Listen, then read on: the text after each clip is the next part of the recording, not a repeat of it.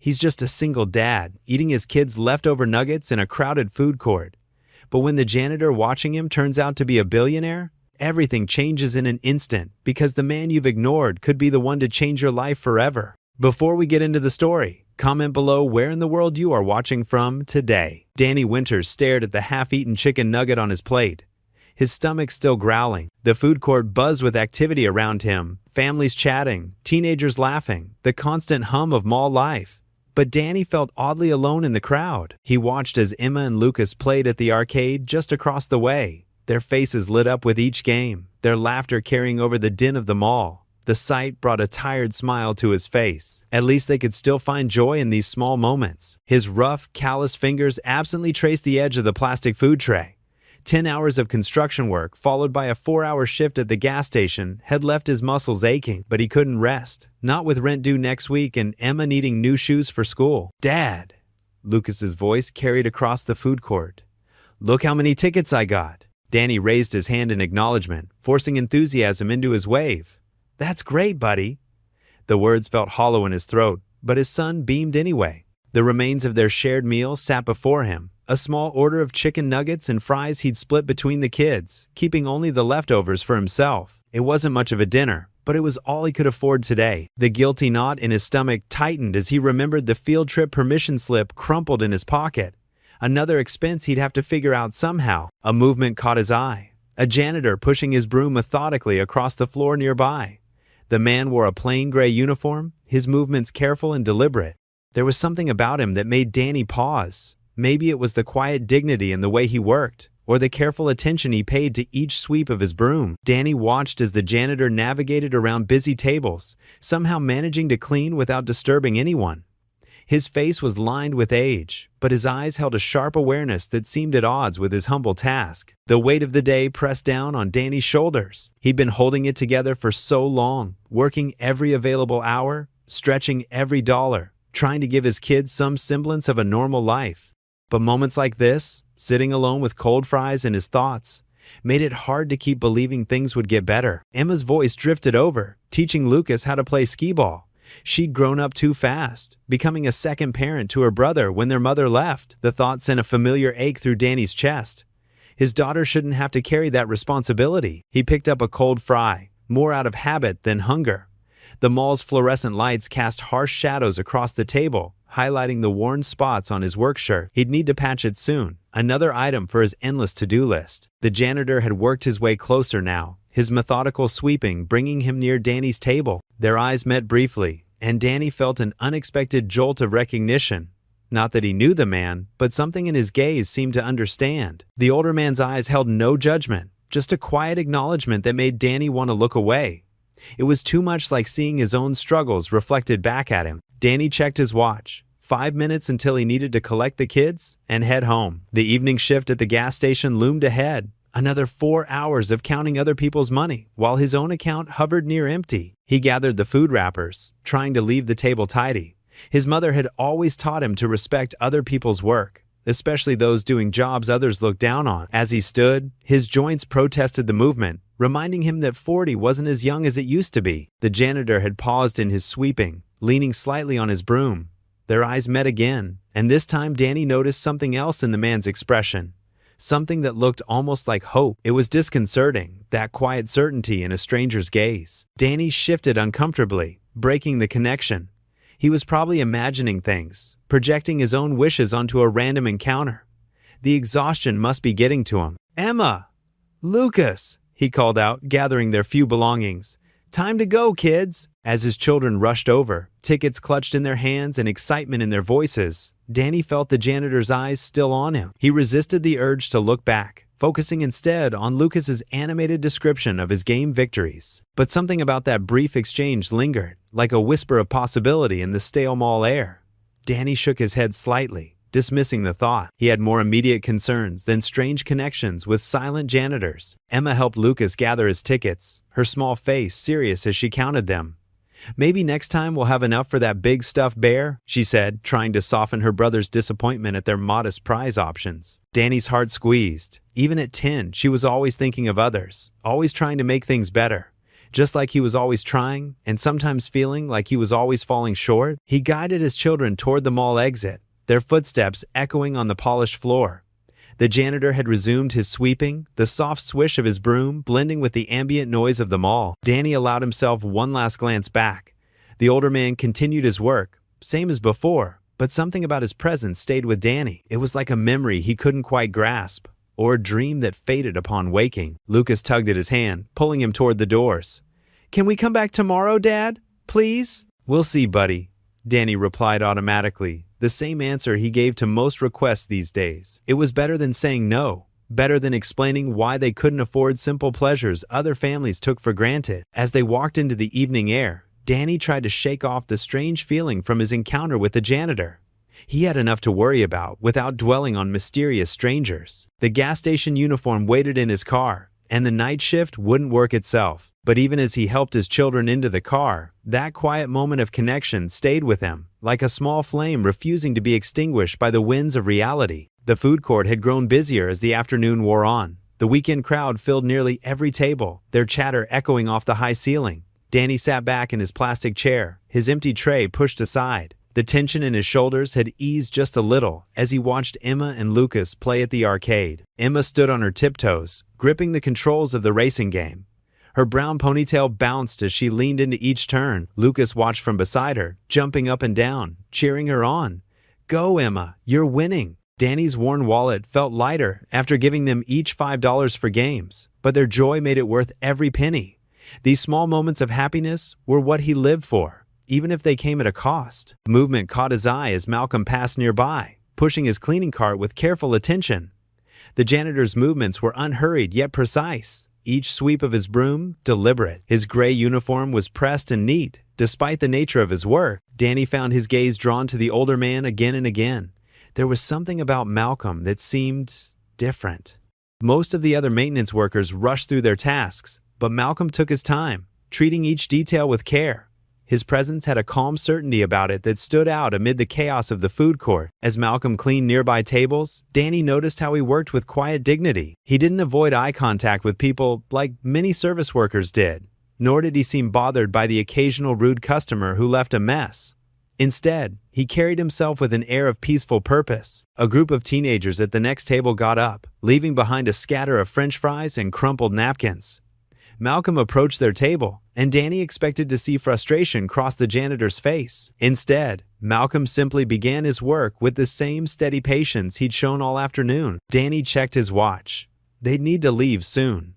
The weekend chores wouldn't do themselves, and Monday's early shift loomed ahead. He'd learned long ago that single parenthood meant constant motion, a never-ending cycle of work and responsibility. Still, he allowed himself a few more minutes of rest. The weight of his 2 jobs, the stack of bills at home, and the constant worry about making ends meet? It all seemed a little lighter here, watching his children play without a care in the world. Emma ran over to their table, her cheeks flushed with excitement. "Dad, I got the high score!" She beamed with pride, and Danny felt his heart swell. "That's amazing, sweetie." He pulled her into a quick hug. "Where's your brother?" "Still trying to beat my score," she said with a grin, grabbing her water bottle from the table. "But he'll never do it." She hurried back to the arcade, her enthusiasm uncontained. Danny gathered their things, stuffing empty containers into the paper bag. As he stood to throw away their trash, he noticed Malcolm again. The janitor was closer now, methodically wiping down a nearby table. There was something almost meditative about his movements. The overhead lights caught Malcolm's face as he worked, and Danny saw kindness in the older man's eyes.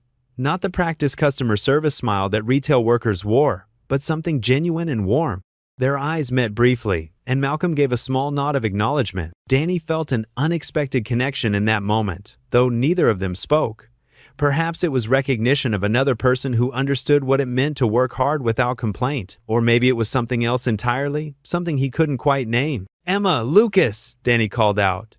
"Time to go, kids." He heard their disappointed groans, but knew they'd comply. They were good kids, despite everything they'd been through. As Danny shouldered his worn jacket, he felt lighter than he had in weeks. Maybe it was the simple pleasure of watching his children play, or the strange peace he'd found in observing Malcolm's quiet dignity. Whatever the reason, the crushing weight of his daily struggles seemed a little more manageable. He turned to leave, his kids falling into step beside him. That's when he heard it. A quiet voice behind him, gentle but clear. "You remind me of someone I once knew," Malcolm said. "Lots of potential, just trapped." Danny stopped mid-step, a strange sensation washing over him.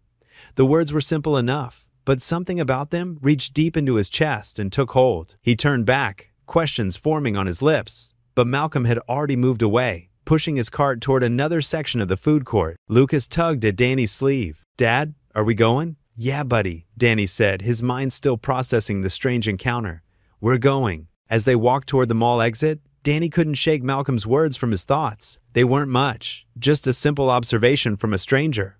But they stirred something inside him, a long-buried feeling he couldn't quite identify. Emma skipped ahead, while Lucas told an animated story about his gaming adventures. Danny walked behind them, his thoughts drifting back to the food court and the mysterious janitor, whose few words had somehow reached right into the heart of his struggles. He had no idea how Malcolm had seen through him so easily, or why those particular words felt so significant. But as they stepped into the bright afternoon sunlight, Danny found himself wondering about the encounter, about Malcolm, and about all the things left unsaid in that brief moment of connection. The parking lot stretched before them, filled with cars gleaming in the sunday. Danny reached for his keys, the familiar weight of them in his pocket, a reminder of reality, of bills to pay, meals to cook, and another week of endless responsibilities ahead.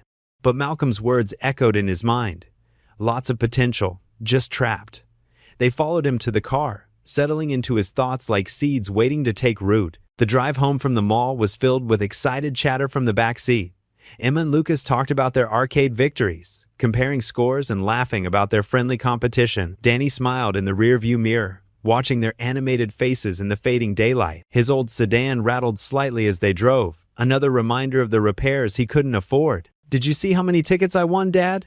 Lucas bounced in his seat, clutching a small plastic dinosaur he'd gotten with his tickets. "I beat my high score." "That's great, buddy." Danny's voice was warm despite his worries.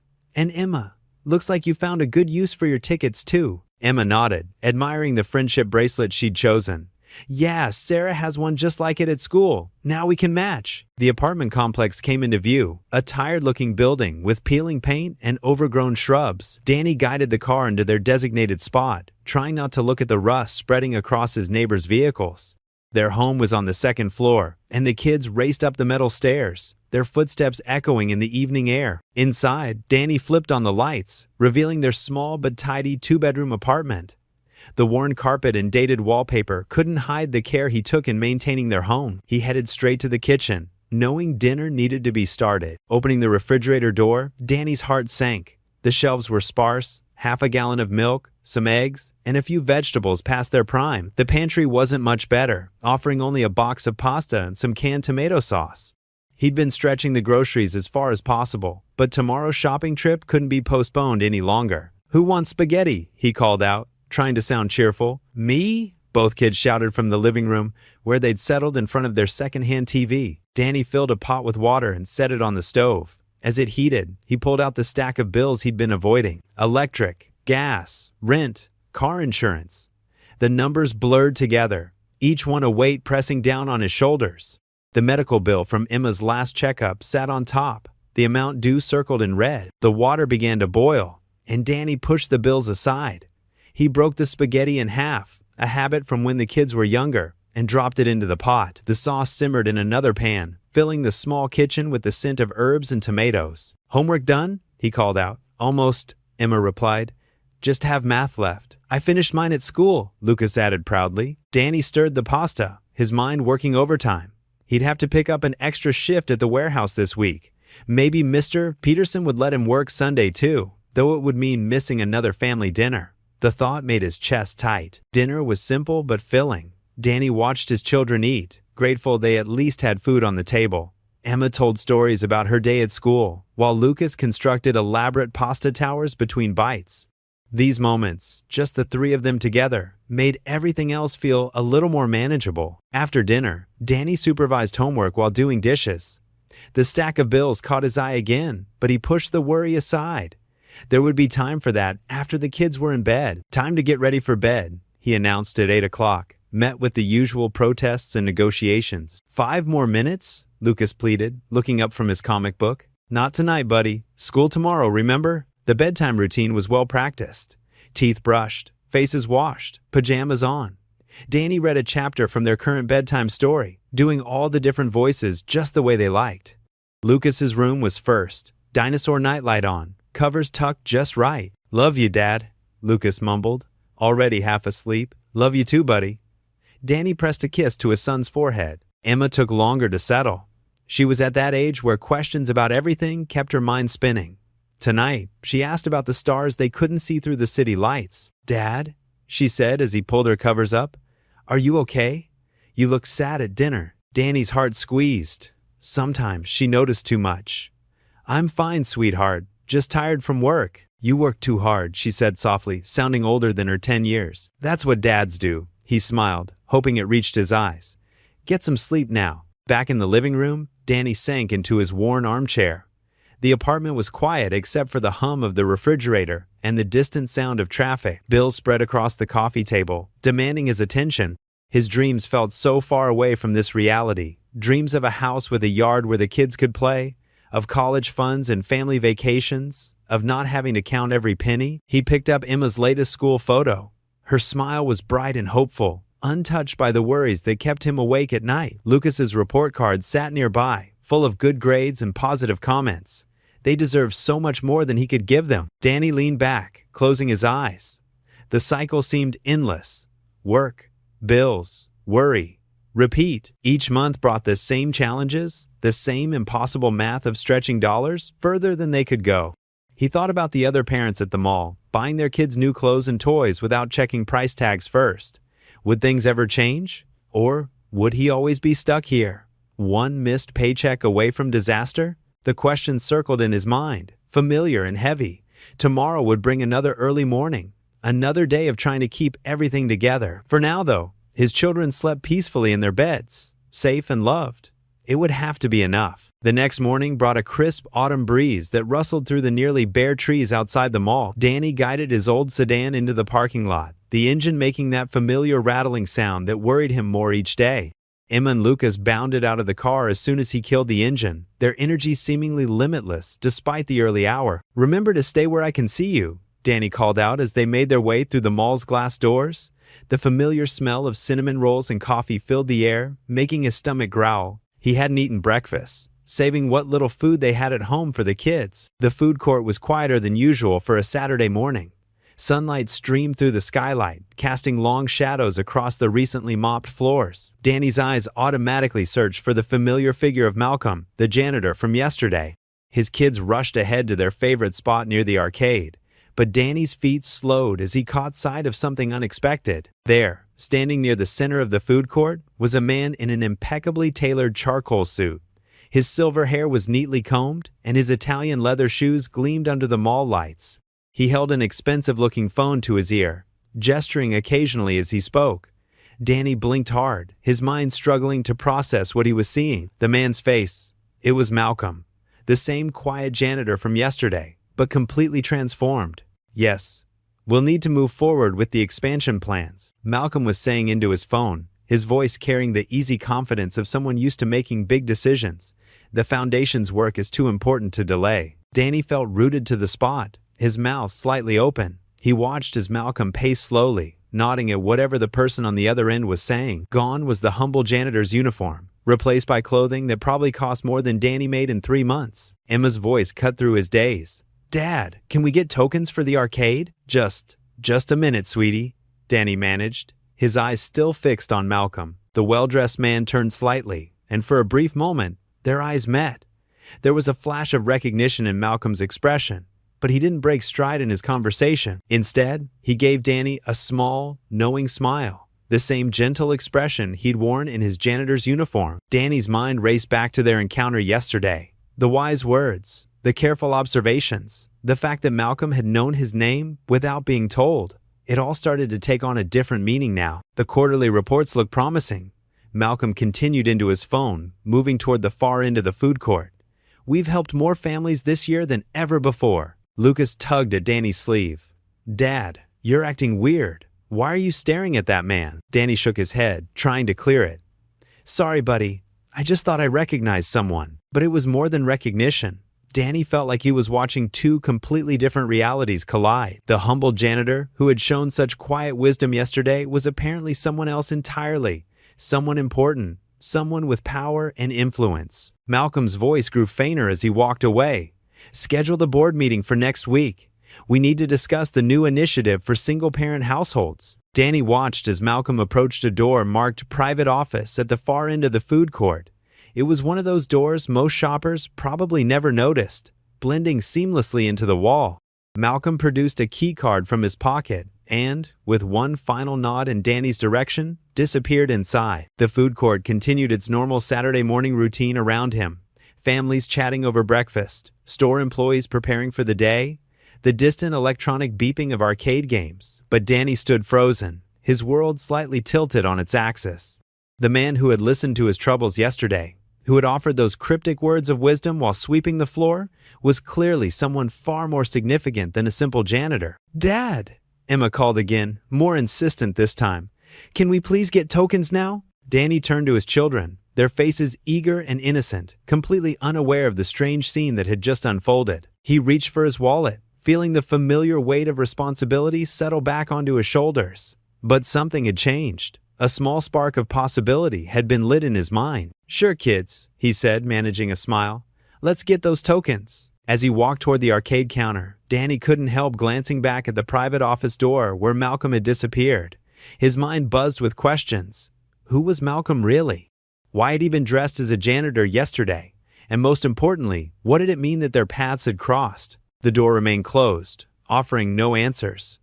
But Danny couldn't shake the feeling that his strange encounter with Malcolm, both versions of him, was somehow significant. He just couldn't imagine how or why. Emma and Lucas rushed ahead to the token machine, their excitement palpable. Danny followed, his thoughts still dwelling on the mysterious Malcolm, even as he helped his children count out their tokens. The normal Saturday morning routine continued, but nothing felt quite normal anymore. Something had shifted, even if Danny couldn't yet understand what it meant. The evening air had grown chilly as Danny sat at his worn kitchen table, the kids already tucked into bed.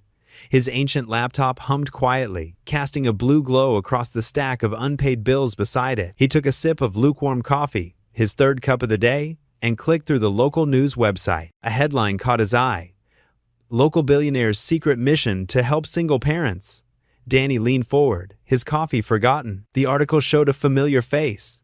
The same gentle eyes, the same quiet smile. It was Malcolm, the janitor from the food court, but now he wore an expensive suit and stood in front of a downtown office building. "Malcolm Fairweather, CEO of Fairweather Enterprises?" Danny read aloud, his voice barely a whisper. His hands trembled slightly as he scrolled through the article. Known for his unconventional approach to philanthropy, often works undercover to observe community needs firsthand. Donated over $50 million to single-parent support programs in the past year alone. The coffee cup slipped from his grip, spilling across the table. Danny barely noticed as he stared at the screen, his mind racing back to their conversation in the food court. The way Malcolm had watched him, how he'd known Danny's name without being told, it all made sense now. He grabbed paper towels to mop up the spill, his movements mechanical as his thoughts swirled. The man he'd opened up to about his struggles, the quiet janitor who'd offered those cryptic words of encouragement, was actually one of the richest people in the city. Danny sank back into his chair, running his hands through his hair. The article mentioned how Malcolm often disguised himself as various service workers, janitors, maintenance staff, even a hot dog vendor once, to understand the real challenges faced by working-class families. The sound of Lucas coughing in his sleep snapped Danny back to reality. He checked the time, nearly midnight. In just a few hours, he'd need to be at the construction site for his morning shift, but sleep felt impossible now. His phone buzzed. It was a text from Mike, his closest friend at the construction site. "You still up? Can't sleep." Danny replied quickly. "Come over, coffee's hot, need to talk anyway." 20 minutes later, Mike's truck rumbled into the driveway. Danny met him at the door, pressing a finger to his lips to remind his friend to keep quiet. They settled at the kitchen table, where the laptop still displayed Malcolm's photo. "You look like you've seen a ghost," Mike said, accepting a fresh cup of coffee. His work boots were caked with dried mud, and his hands bore the same calluses as Danny's, the marks of their shared trade. "Remember that janitor I told you about? The one from the food court?" Danny turned the laptop so Mike could see the screen. "That's him." Mike leaned forward, squinting at the image. Malcolm Fairweather? The billionaire? He let out a low whistle. You're telling me you had a heart-to-heart with one of the richest guys in town while he was pretending to be a janitor? Sounds crazy, right? Danny stood up and paced the small kitchen. But it was definitely him. Same face, same voice. He knew things about me, Mike. Knew my name when I never told him. Mike took a long sip of coffee, his expression thoughtful. Maybe it's not so crazy. Article says he does this kind of thing all the time. Question is, why'd he talk to you specifically? Danny stopped pacing and leaned against the counter. That's what I can't figure out. Of all the people in that food court, why strike up a conversation with me? Could be random chance, Mike suggested, but his tone suggested he didn't quite believe it himself. You should have seen the way he looked at me, like he could see right through me. Danny's voice dropped lower. He said I reminded him of someone he once knew. Someone with potential who was trapped by circumstances. Sounds like the kind of thing a billionaire philanthropist might say, Mike mused. But here's what I don't get. If he's so interested in helping people like you, why just disappear after one conversation? Danny shook his head. I don't know, nothing about this makes sense. He glanced at the kids' bedroom door, thinking about Emma and Lucas sleeping peacefully, unaware of their father's strange encounter with a billionaire in disguise. Mike finished his coffee and stood up. Look, maybe it means something, maybe it doesn't. But I've known you long enough to know when something's got you rattled. And this thing with Malcolm, it's definitely got you rattled. I keep thinking about fate, Danny admitted. Like, what are the odds of something like this happening? A billionaire who helps single parents just happens to be disguised as a janitor in the same food court where I'm eating my kids' leftover nuggets? Man, now you're starting to sound like my grandmother with all her talk about destiny and divine intervention. Mike chuckled, but his eyes were kind. Though I got to admit, it's one hell of a coincidence. Danny walked his friend to the door, their conversation having left him with more questions than answers.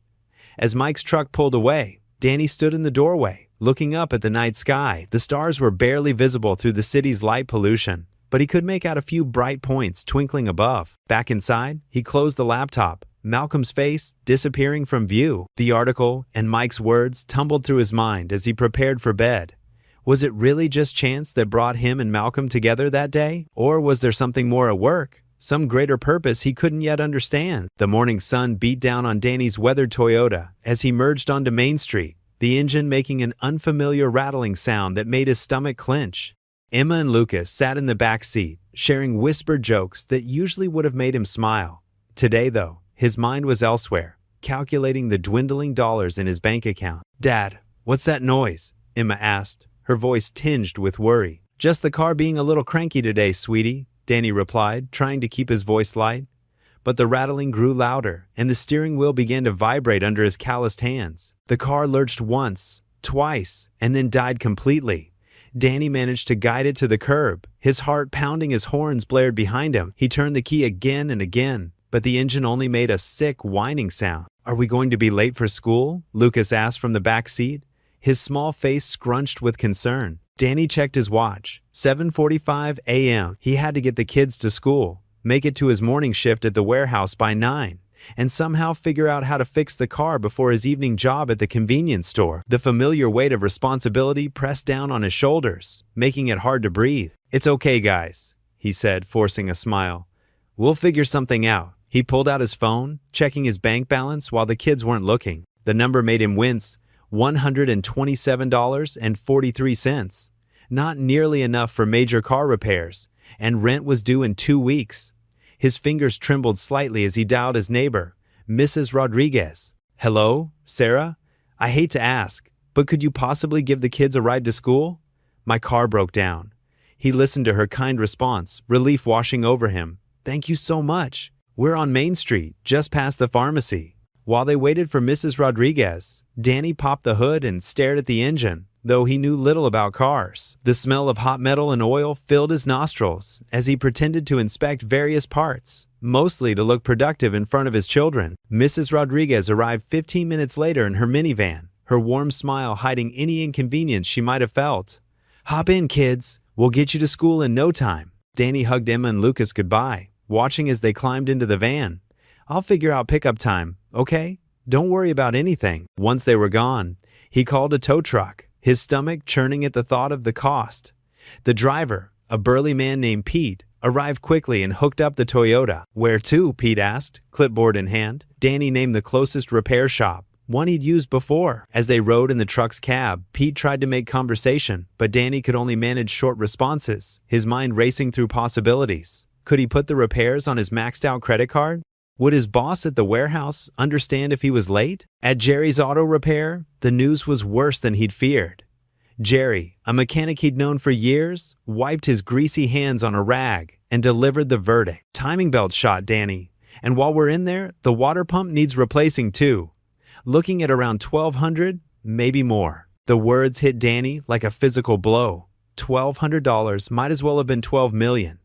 He leaned against the wall of the shop, the smell of motor oil and rubber making him slightly dizzy. "Any way we could just fix the timing belt for now?" he asked, knowing it was a long shot. Jerry shook his head. "Not unless you want to risk bigger problems down the road. Look, I can give you a small discount, but parts alone are going to run close to $800. Danny nodded numbly, thanked Jerry, and stepped outside into the morning Sunday. He called his warehouse supervisor, explaining the situation. Though understanding, his boss's words were clear. Missing work meant missing pay, something Danny couldn't afford right now. He spent the next hour making calls to his bank about a loan, denied. To his credit card company about increasing his limit, denied. To various friends who might be able to help, everyone was struggling themselves. Each no felt like another brick added to the weight he carried. By the time he caught the bus to pick up his kids from school, Danny's shirt was damp with sweat and his head throbbed with tension. The bus ride took twice as long as driving would have, and he watched the familiar streets pass by through smudged windows, feeling like he was watching his carefully balanced life begin to crumble. Emma and Lucas were waiting in the school playground, their faces lighting up when they saw him. But their smiles faded slightly when they realized he was on foot. "Where's the car, Dad?" Emma asked as they walked toward the bus stop. "It's at the mechanic's," Danny replied, trying to keep his voice steady. "We'll need to take the bus for a few days." "Like an adventure?" Lucas suggested hopefully. Danny forced a smile. "Yeah, buddy, like an adventure." The bus ride home was long and hot. Lucas fell asleep against Danny's arm, while Emma stared out the window, unusually quiet. Danny's mind wouldn't stop spinning, calculating and recalculating numbers that refused to add up. When they finally reached their small apartment, Danny's exhaustion felt bone deep. He watched as his children settled into their usual after-school routine, Emma at the kitchen table with her homework, Lucas playing with his toy cars on the living room rug. Their faces were peaceful, trusting, completely unaware of the storm of worry in their father's mind. Danny stood in the kitchen doorway, looking at his children, his heart aching with love and fear. Emma's dark hair fell across her face as she concentrated on her math problems, just like her mother's used to.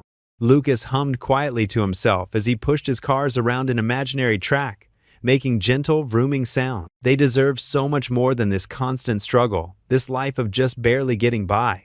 Danny ran a hand over his tired face, hoping against hope that something would change soon. Danny's phone buzzed in his pocket while he was fixing a leaky pipe under Mrs. Henderson's sink. The old lady had been kind enough to let him do odd jobs around her house for extra cash, especially since his car broke down last week. He wiped his hands on his worn jeans and checked the unfamiliar number flashing on his screen. "Hello?"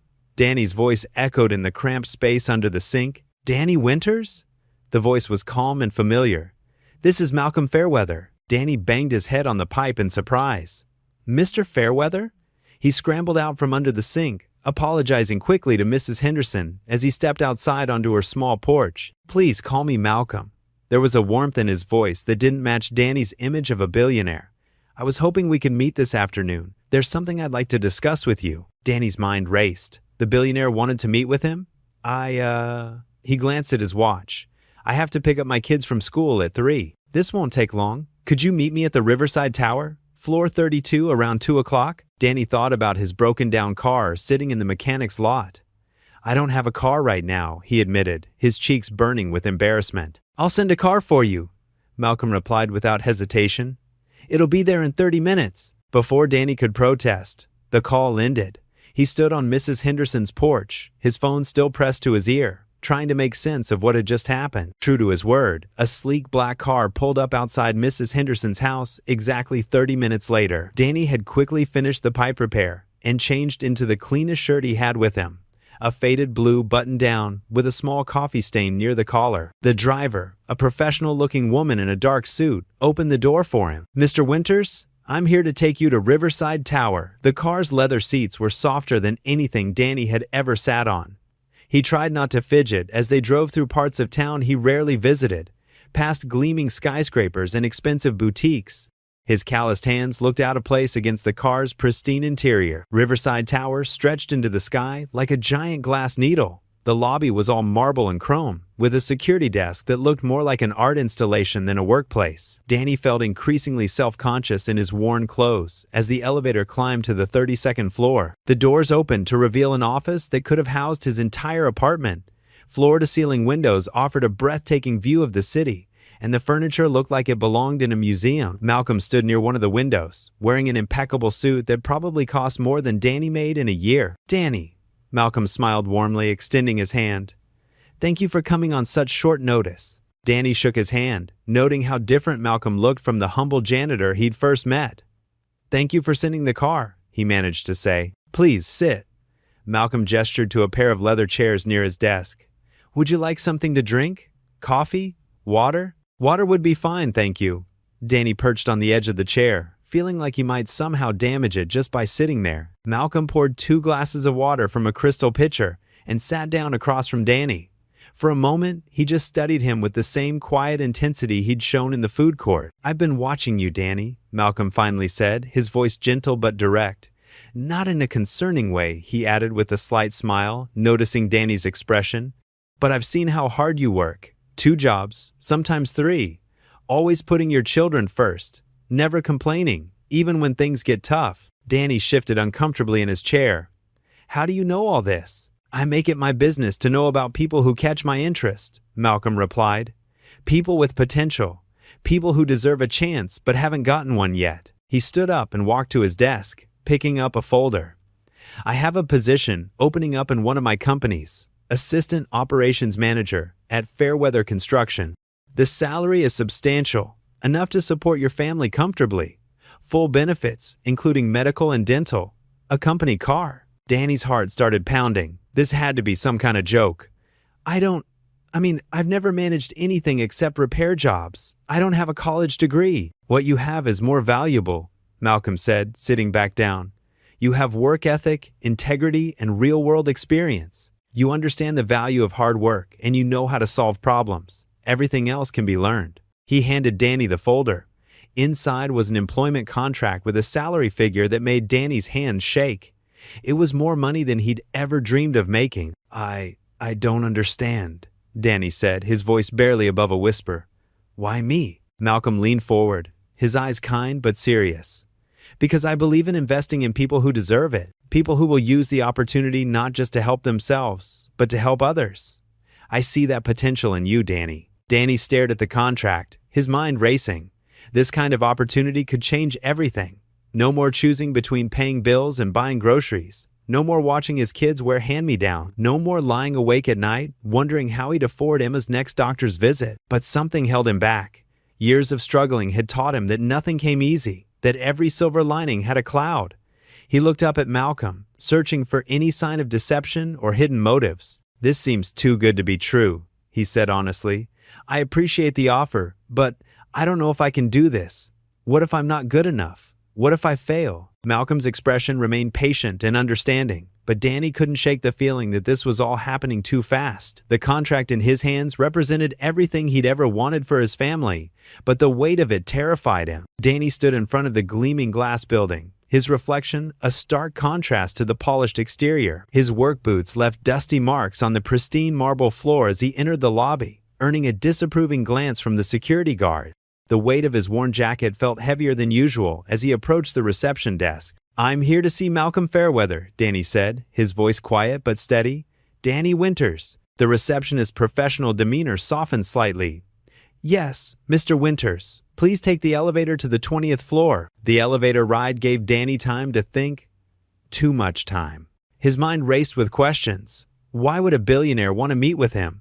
What could Malcolm possibly want? The same man who had been sweeping floors in the mall food court just days ago now wanted to see him in this towering office building. The elevator doors opened to reveal an expansive office space. Floor-to-ceiling windows offered a breathtaking view of the city below. Danny's boots sank into plush carpeting as a young assistant led him through a maze of modern furniture and abstract art. "Mr. Fairweather is expecting you," she said, gesturing to a large wooden door. Malcolm sat behind a massive desk, but his demeanor remained as humble as it had been in the food court. He wore the same kind smile, though his janitor's uniform had been replaced by an expertly tailored suit. "Danny," Malcolm said warmly, rising to shake his hand. "Please, have a seat." Danny lowered himself into a leather chair that probably cost more than his monthly rent. "I have to admit, Mr. Fairweather, I'm a bit confused about why I'm here." Malcolm's eyes crinkled at the corners. "Please, call me Malcolm. And you're here because I see something in you that reminds me of myself at your age." Danny shifted uncomfortably in his chair. "I doubt that, sir. He gestured at the office around them. "And I'm just trying to keep my head above water." "That's exactly what I mean," Malcolm said, leaning forward. 25 years ago, I was working 3 jobs to support my family. I know what it's like to count every penny, to lie awake at night wondering how you'll make rent." Danny's tension eased slightly. There was something genuine in Malcolm's voice, something that resonated with his own struggles. "I've been watching you, Danny, not just at the mall, but I've done my research. 2 jobs, single father, always putting your children first. The way you handle yourself, the dignity you maintain despite your circumstances, it speaks volumes about your character." Danny felt his cheeks flush. "I'm just doing what any father would do," Malcolm shook his head. "No, not every father would. Trust me, I know." He stood and walked to the window, hands clasped behind his back. "I started my foundation because I wanted to help people like you, people with potential who just need a chance to break free from the cycle of poverty." "I appreciate that, sir." "Malcolm," Danny corrected himself, "but I'm not looking for charity." Malcolm turned back to face him, his expression serious. "I'm not offering charity, Danny. I'm offering you a job, a real opportunity." He returned to his desk and pulled out a folder. "I need someone to oversee our foundation's housing renovation program, someone who understands construction, who knows what it's like to struggle, and who has the heart to help others. The position comes with a substantial salary, full benefits, and flexible hours, so you can be there for your children." Danny's heart pounded in his chest. The salary Malcolm mentioned was more than triple what he currently made. It would mean no more second job, no more missed school events, no more choosing between paying bills and buying groceries. "Why me?" Danny asked, his voice barely above a whisper. Malcolm's response was immediate. "Because you have integrity. Because despite everything life has thrown at you, you've never given up. Because you're exactly the kind of person who can help others find their way out of similar situations." Danny stared at the folder in front of him, containing what could be the answer to all his prayers. Yet something held him back. Pride, fear, or maybe a combination of both. It's overwhelming," Danny admitted. "I don't know if I'm qualified." "You are," Malcolm interrupted gently. "We'll provide all the training you need. What we can't teach is character, and that you have in abundance." Malcolm stood and walked around his desk, sitting in the chair next to Danny. The billion-dollar executive disappeared, and the humble man from the food court returned. "I know this feels too good to be true. I know you're wondering what the catch is. But sometimes, Danny, life offers us a chance to change everything. The question is whether we're brave enough to take it." Danny looked down at his calloused hands, thinking of Emma and Lucas, thinking of all the times he'd had to say no to their simple requests because there wasn't enough money, thinking of the broken-down car in his driveway and the stack of unpaid bills on his kitchen table. "Take the weekend to think about it," Malcolm said, sliding the folder closer to Danny. "Talk it over with your children. Read through everything carefully. But remember, this isn't charity. This is an opportunity you've earned through years of hard work and dedication." Danny picked up the folder, its weight feeling like both a lifeline and a burden. This decision could change everything. But change was terrifying when you'd spent so long just trying to survive. As he stood to leave, Malcolm's voice stopped him. "Danny, I meant what I said in the food court. You don't have to be stuck in this cycle forever. Change comes when you least expect it." Danny nodded, clutching the folder to his chest as he left the office. The elevator ride down was a blur, his mind swimming with possibilities and doubts. The security guard who had eyed him suspiciously earlier now held the door open with a smile, but Danny barely noticed. Standing outside the building, he looked up at the 20th floor where Malcolm's office overlooked the city. The folder in his hands contained what could be the answer to all his prayers, or the biggest risk he'd ever taken. Danny stood there, caught between his familiar struggle and the promise of something better, knowing the decision he made could change not just his life, but his children's future as well. The morning sun filtered through the kitchen window as Danny prepared breakfast for Emma and Lucas.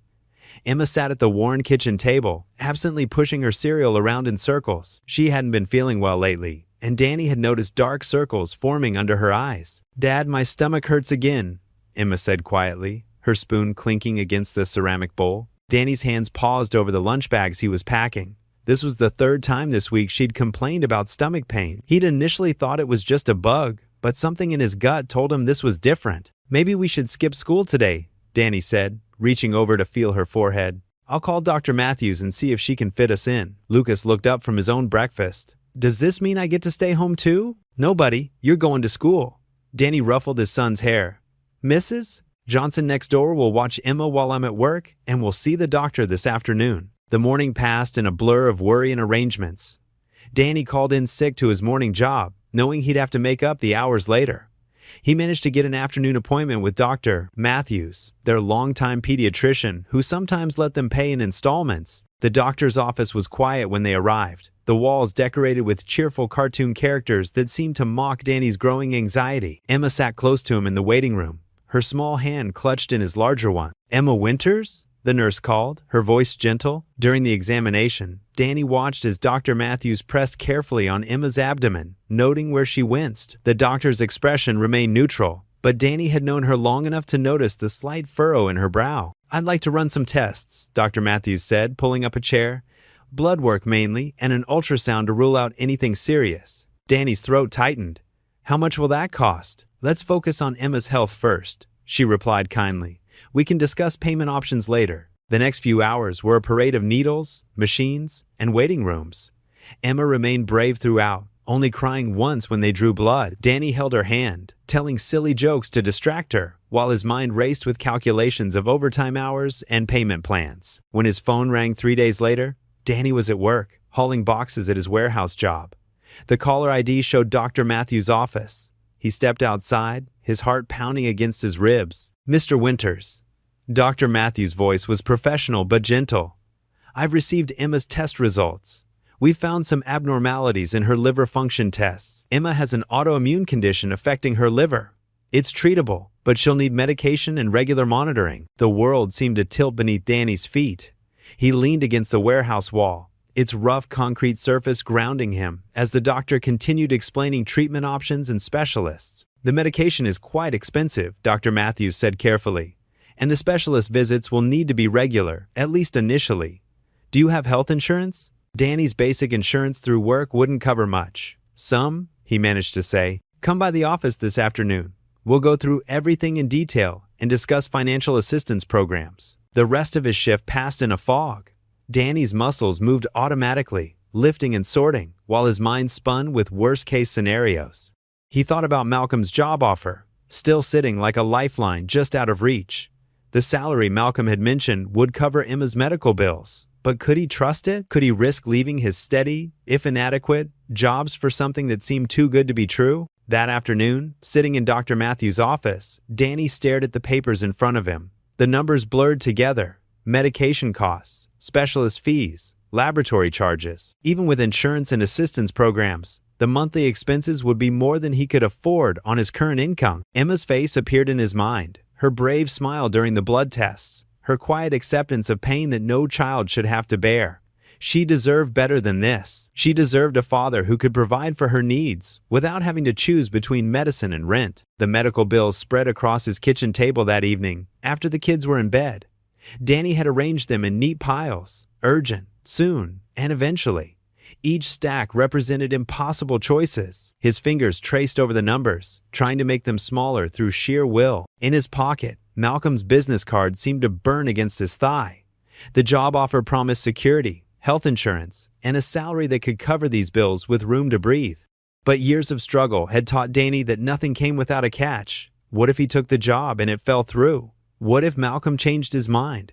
The warehouse job wasn't much, but it was dependable. Danny pulled out his worn leather wallet, counting the meager bills inside. His next paycheck was already spoken for rent, utilities, groceries. There wasn't enough left for even one of Emma's prescriptions. The quiet of the house pressed in around him. From down the hall, he could hear Emma's slightly labored breathing, a new symptom the doctor had noticed. Lucas mumbled something in his sleep in the next room. They were depending on him, trusting him to make the right decisions. Danny gathered the medical bills into a pile, his hands shaking slightly. The total amount seemed to glare up at him accusingly. How could he possibly manage this? The pressure of single parenthood had never felt heavier. Every decision, every consequence, rested solely on his shoulders. For the first time in years, he felt truly overwhelmed by the magnitude of it all. He glanced at Malcolm's card again, wondering if it represented salvation or just another dead end. The choice before him seemed impossible: stay with the familiar struggle or risk everything on an uncertain opportunity. Either way, Emma needed treatment, and he needed to find a way to provide it. The medical bills sat in their neat stack, waiting for an answer he didn't have. Danny rubbed his tired eyes, the weight of responsibility pressing down on him like a physical force. He was one man trying to be everything for his children: provider, protector, parent, and right now, he felt like he was failing at all three. Danny's phone buzzed on the kitchen counter, displaying his boss's number. His stomach tightened as he reached for it, already knowing what the conversation would bring. Emma sat on the couch, her face pale and tired, while Lucas played quietly with his toys on the floor. "Hello?" Danny's voice cracked slightly. "Winters, where are you? Your shift started 20 minutes ago." Mr. Peterson's gruff voice came through the line. Danny rubbed his forehead, feeling the beginnings of a headache. "Sir, I'm sorry. Emma's not feeling well, and I needed to." "Again? This is the third time this month, Winters. We've got deadlines to meet." "I know, sir. I'll make up the hours, I promise. I just need today to—" "Listen." Mr. Peterson cut him off, his voice stern. "I understand you're a single father, but this job requires reliability. One more absence, and we'll need to have a serious discussion about your future here." The words hit Danny like a physical blow. "Yes, sir. I understand." After hanging up, Danny leaned against the kitchen counter, his hands trembling slightly. The morning light seemed harsh now, highlighting the worn spots in their carpet and the chipped paint on the walls. "Daddy?" Emma's voice was small and worried. "Are you okay?" Danny forced a smile. "I'm fine, sweetheart. How are you feeling?" Emma wrapped her arms around herself. "My stomach still hurts. I'm sorry you had to miss work because of me." "Hey, don't worry about that." Danny crossed the room and sat beside her, pulling her close. "You're what matters most, okay?" Lucas looked up from his toys. "Is Emma going to be okay?" "Of course she is, buddy." Danny ruffled his son's hair, but worry gnawed at his insides. The morning dragged on.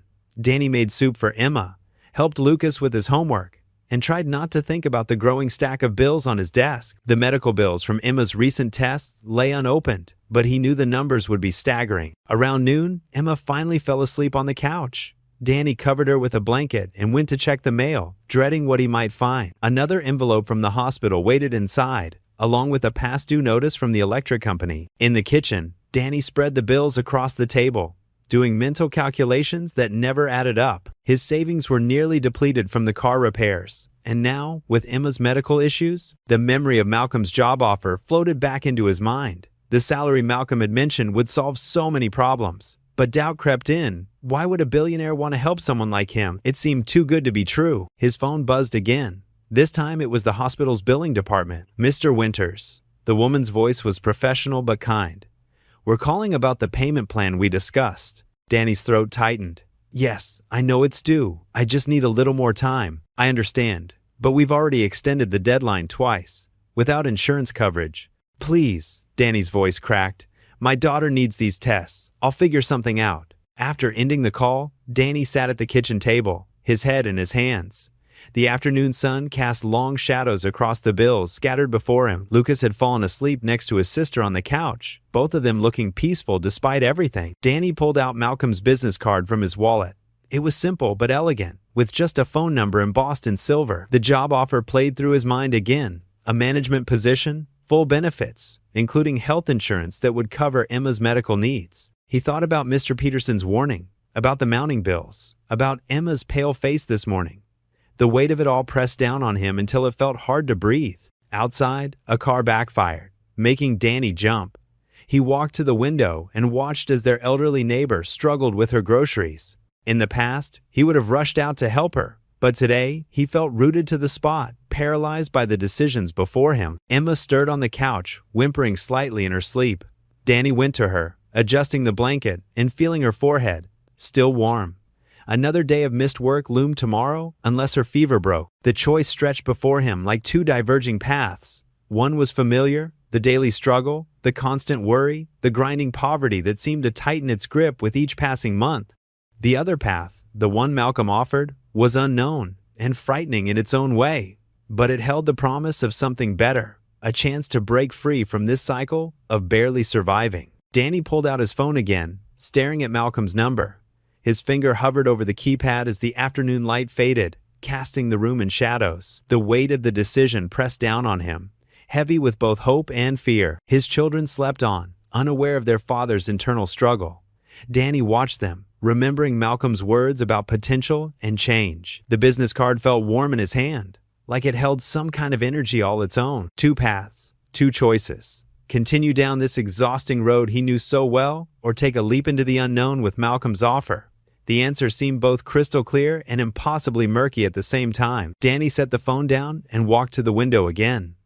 The setting sun painted the sky in shades of orange and pink, a beautiful ending to a difficult day. He pressed his forehead against the cool glass, feeling the weight of everything pressing down on him. Mr. Peterson's warning, Emma's illness, the mounting bills, and Malcolm's mysterious offer that could change everything. Behind him, Emma coughed in her sleep, and the sound seemed to echo through the quiet apartment.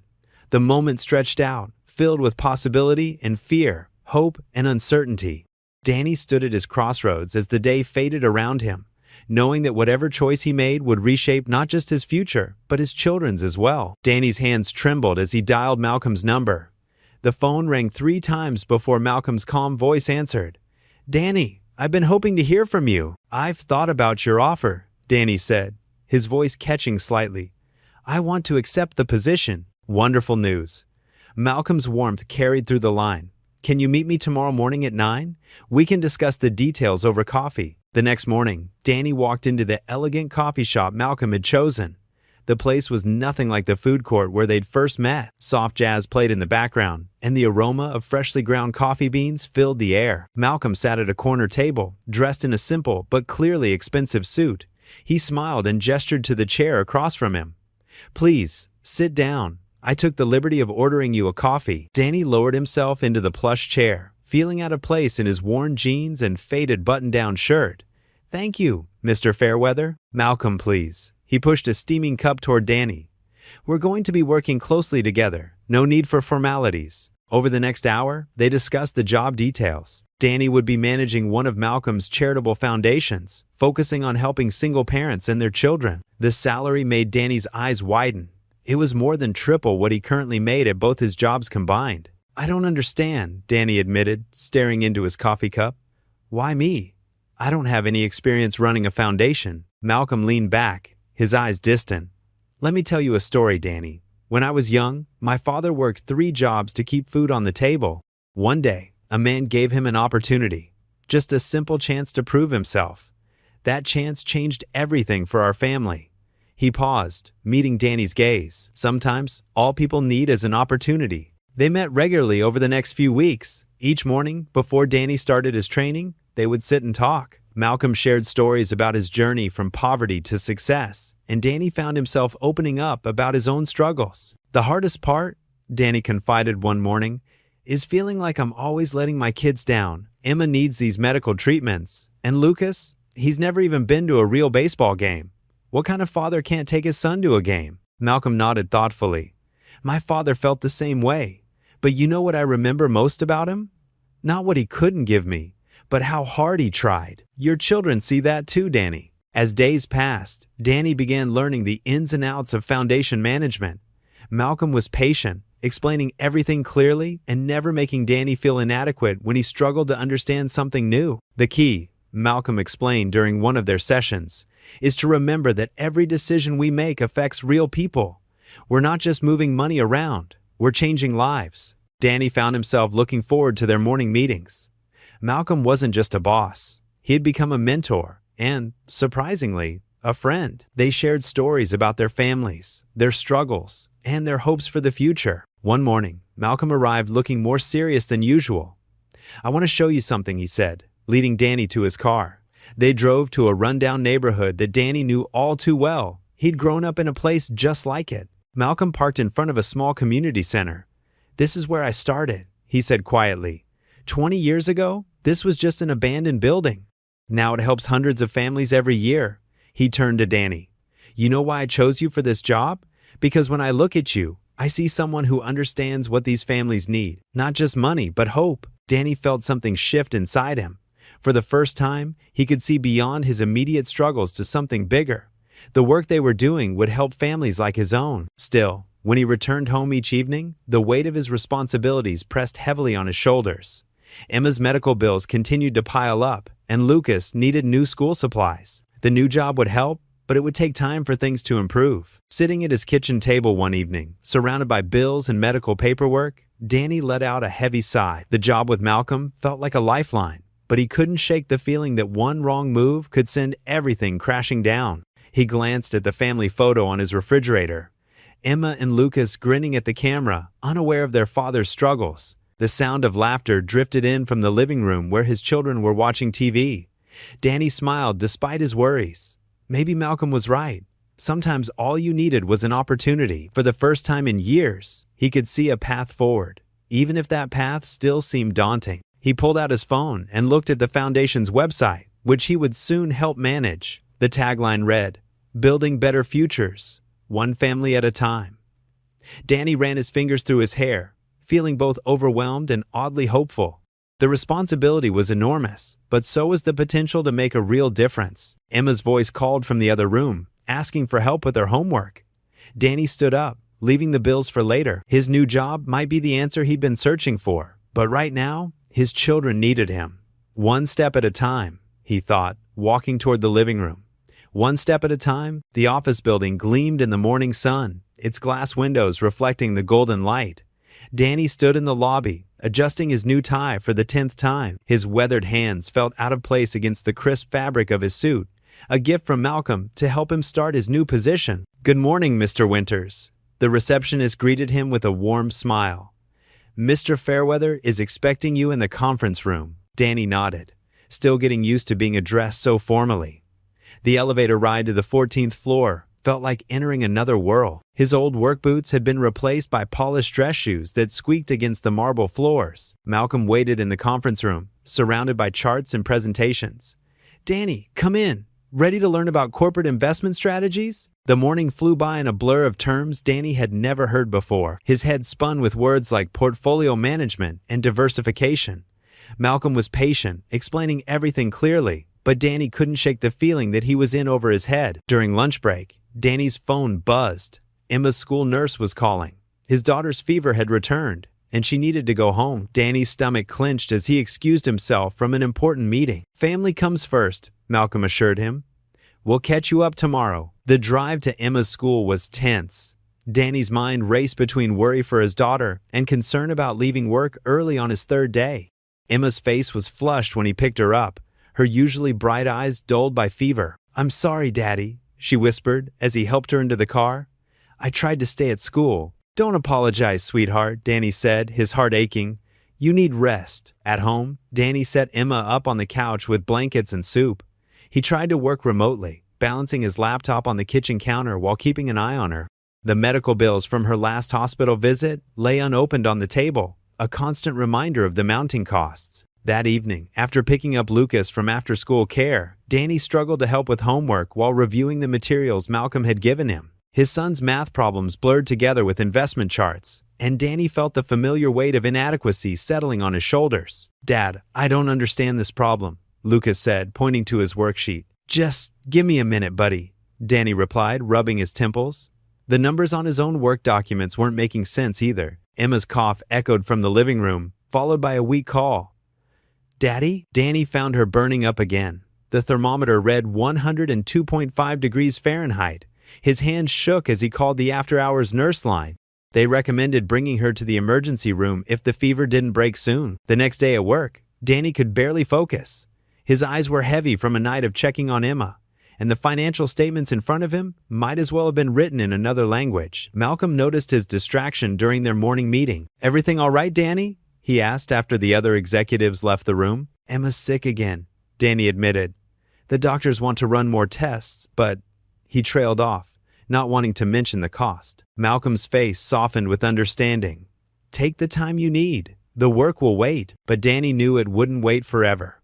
He needed to prove himself worthy of this opportunity. The pressure to succeed, to provide for his children, to justify Malcolm's faith in him, it all felt like a weight pressing down on his chest. The week continued in a blur of hospital visits, late-night study sessions, and worried calls from Emma's doctors. Danny's savings dwindled as the medical bills piled up. Even with his new salary, it wasn't enough to keep up with the mounting expenses. Friday evening found Danny sitting in his parked car outside their apartment building. The engine ticked as it cooled, and the streetlight cast long shadows across the dashboard. In his hand, he held Emma's latest prescription, another medication they could barely afford. He looked up at their apartment window, where a soft light glowed.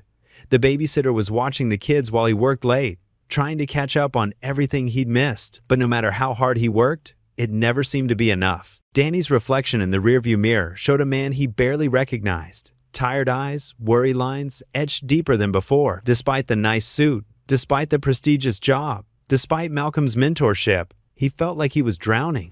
The distance between where he was and where his children needed him to be seemed to grow larger every day. A sob caught in his throat as he gripped the steering wheel. Emma needed him to be stronger, smarter, better.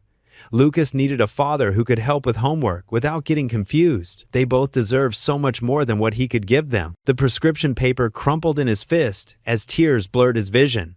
He'd traded his physical exhaustion from manual labor for a mental exhaustion that felt even heavier. The new job was supposed to be their salvation, but right now, sitting alone in his car, Danny felt further from saving his family than ever before. Danny sat at his new desk, staring at the computer screen with tired but determined eyes. The office buzzed with quiet activity around him, phones ringing, keyboards clicking, conversations flowing. His fingers moved slowly across the keyboard as he worked on a spreadsheet, each number carefully entered. "Hey Danny, how's it going?" Sarah from accounting walked by, giving him a friendly wave. "Getting there," Danny replied with a small smile. It wasn't a lie. He was making progress, even if it felt painfully slow sometimes. The past few weeks had been a blur of training sessions and learning new software. His hands, more accustomed to manual labor, were still adjusting to office work. But there was something satisfying about mastering each new skill, about understanding more of the business world that had always seemed so far removed from his life. His phone buzzed, a text from Emma. "Dad, the doctor's office called. They got the paperwork from the charity." Danny's heart lifted. He remembered the day Malcolm had mentioned the Children's Medical Foundation, an organization that helped families cover expensive treatments. At first, Danny had been hesitant to apply. Pride was a hard thing to swallow. But Malcolm had simply placed the application on his desk and walked away, leaving Danny to make his own choice. "That's great news, sweetheart," he texted back.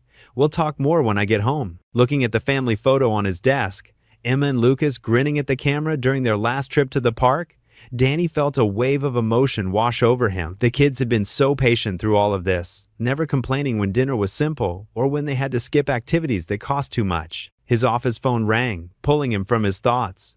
"Danny Winters speaking," he answered, still getting used to the formal tone required in the corporate world. "Mr. Winters, this is Dr. Martinez's office.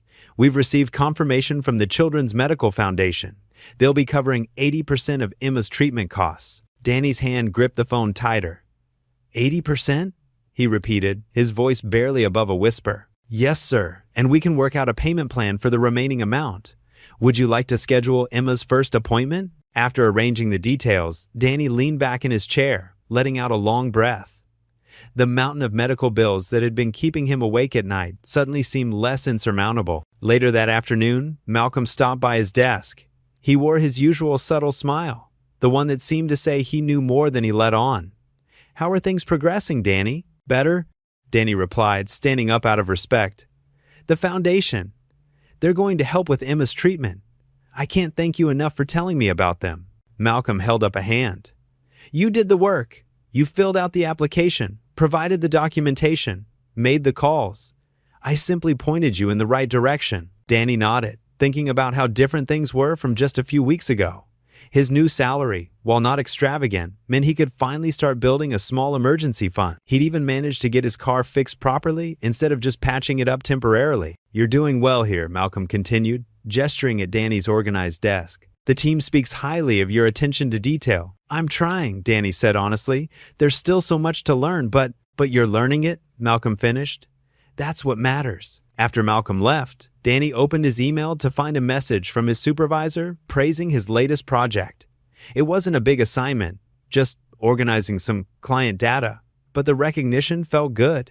He'd worried that his lack of experience would hold him back, but his work ethic seemed to be making up for it. During his lunch break, Danny walked to the small park across from the office building. The spring air was warm, and other office workers sat on benches, enjoying their breaks. He unwrapped the sandwich he'd packed, still careful with money despite his improved situation, and checked his budget on his phone. For the first time in years, the numbers didn't look completely impossible. Between his new salary and the medical charity's help, he could see a path forward. It wasn't perfect, there were still bills to pay, and he needed to build up his savings. But it was better than before. His phone buzzed again. This time, it was Lucas, sending a photo of an art project he'd made at school. Danny smiled, remembering how his son used to hide his artwork, afraid it wasn't good enough.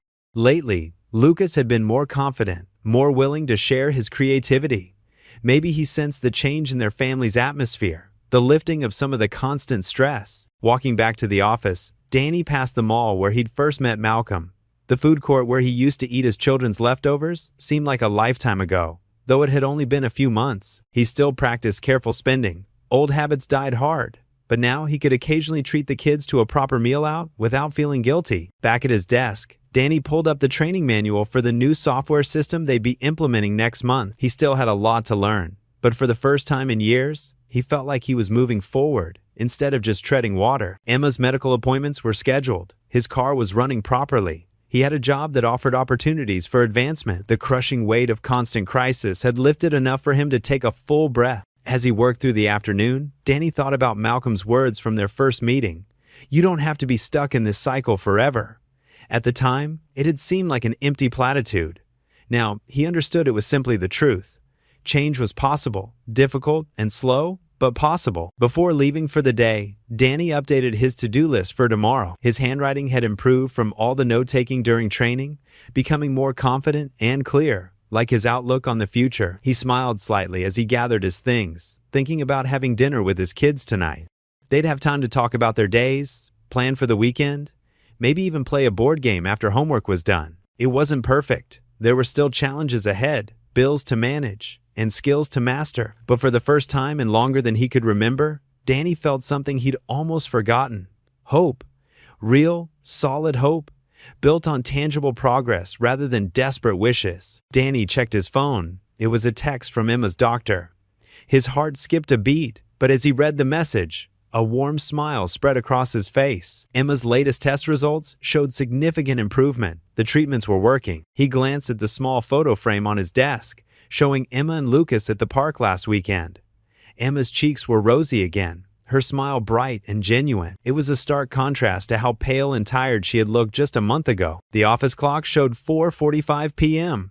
For the first time in years, Danny wasn't rushing to a second job or worrying about making ends meet. Instead, he was looking forward to picking up his kids from their after-school program and spending a real evening with them. As he drove to the school, memories of recent weeks filled his mind. The relief on Emma's face when she learned they could afford her treatments, Lucas's excitement when Danny could finally attend his school play, small moments that meant everything. The after-school program coordinator, Mrs. Martinez, greeted him with a warm smile. "Emma's been showing everyone her art project," she said. "She's got such talent." Danny found his children in the art room. Emma was explaining her watercolor painting to Lucas, who listened with unusual attention. Both kids looked up when they saw him. "Dad!" Emma rushed over, her painting held carefully in front of her. "Look what I made today!" Danny knelt down to examine the artwork, a beautiful sunset over what appeared to be their apartment building. The colors blended together perfectly, creating a warm, hopeful scene. "This is amazing, sweetheart," he said, meaning every word. "We'll have to frame this one." Lucas tugged at his sleeve. "Can we go to the park today, Dad? You promised we could if Emma felt better." Danny checked his watch. There was still plenty of daylight left. And more importantly, He had the energy to take them. No exhaustion from working double shifts, no stress about missing bill payments. "The park it is," he said, watching their faces light up. At the park, Danny sat on a bench while his children played on the swings. Emma's laughter carried across the playground as Lucas pushed her higher.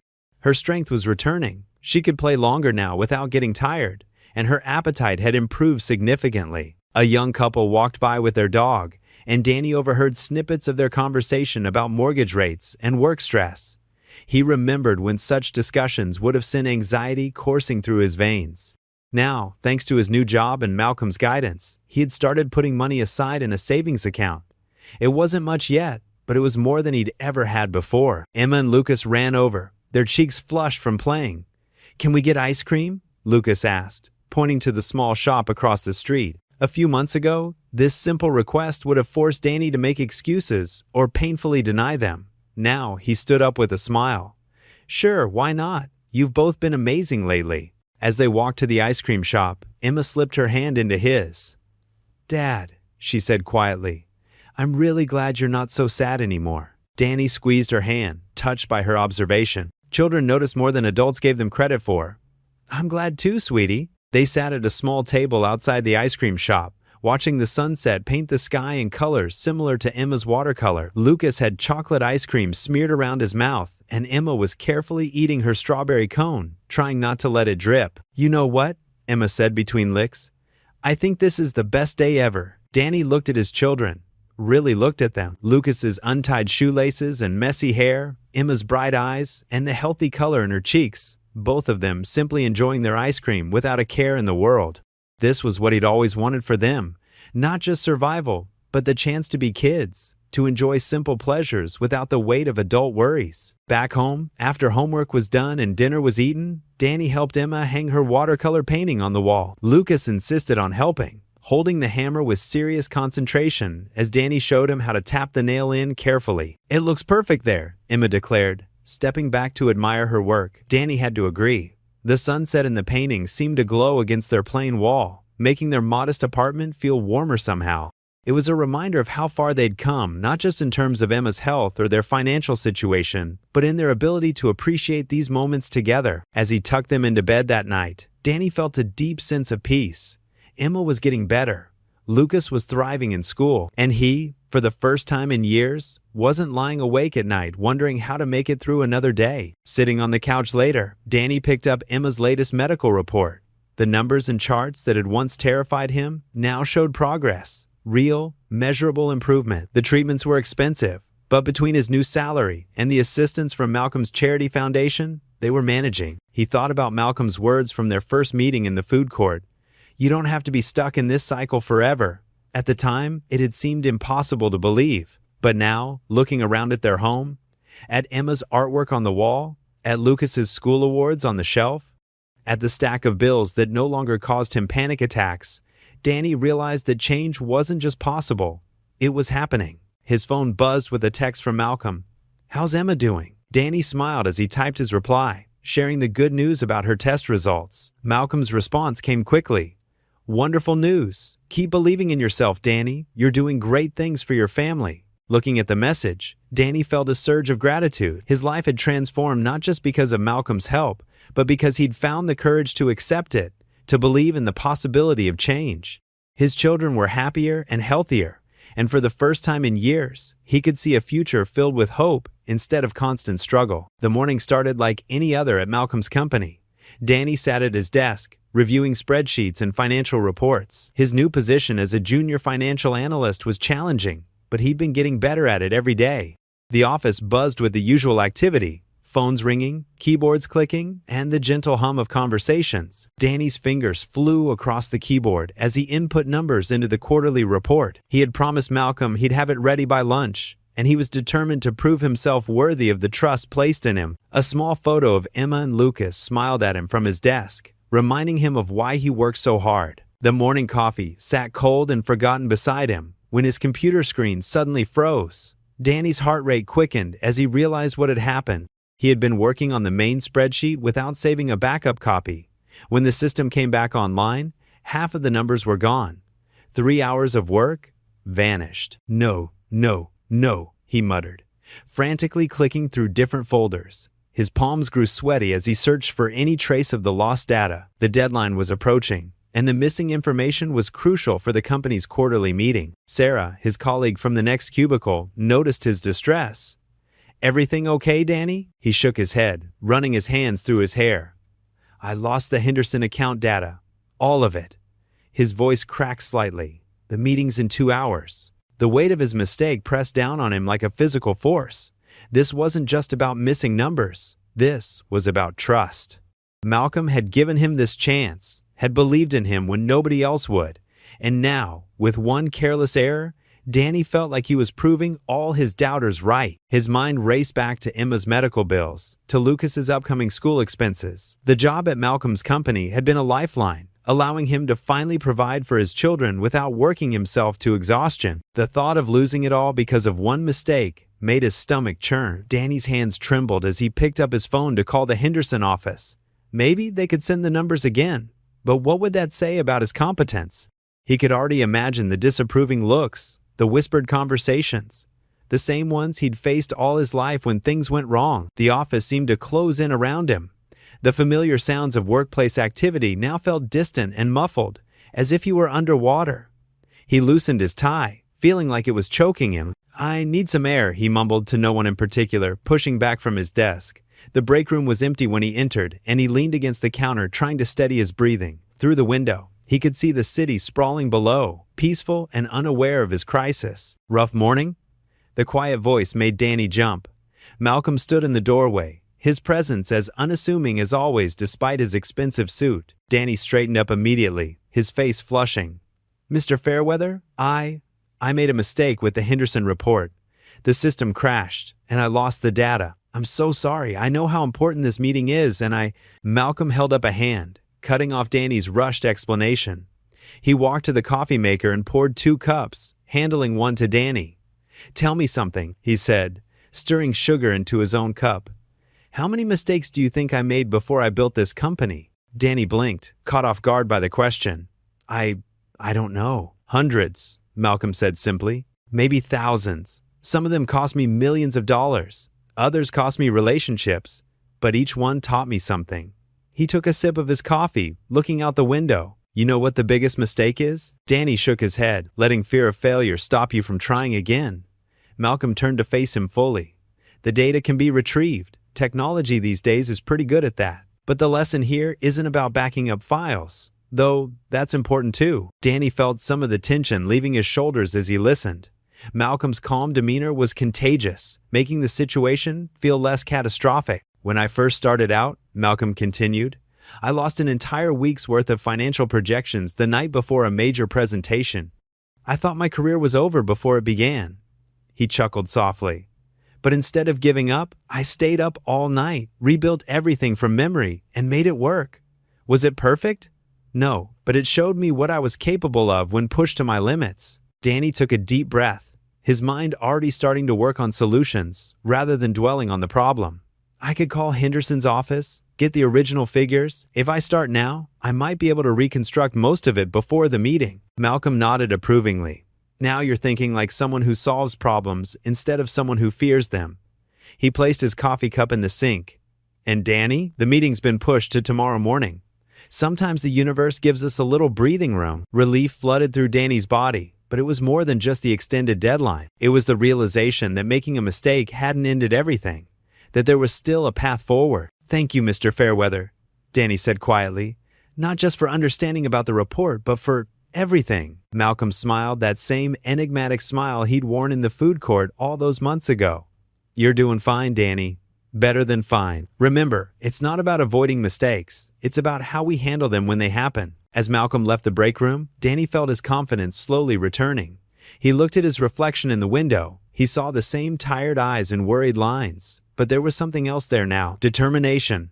Resilience. He pulled out his phone and dialed the Henderson office. This setback wouldn't define him. Just like all the other challenges he'd faced, he would find a way through this one too. His children had taught him that giving up wasn't an option, and Malcolm had shown him that mistakes were just part of the journey. Danny stared at the eviction notice in his trembling hands.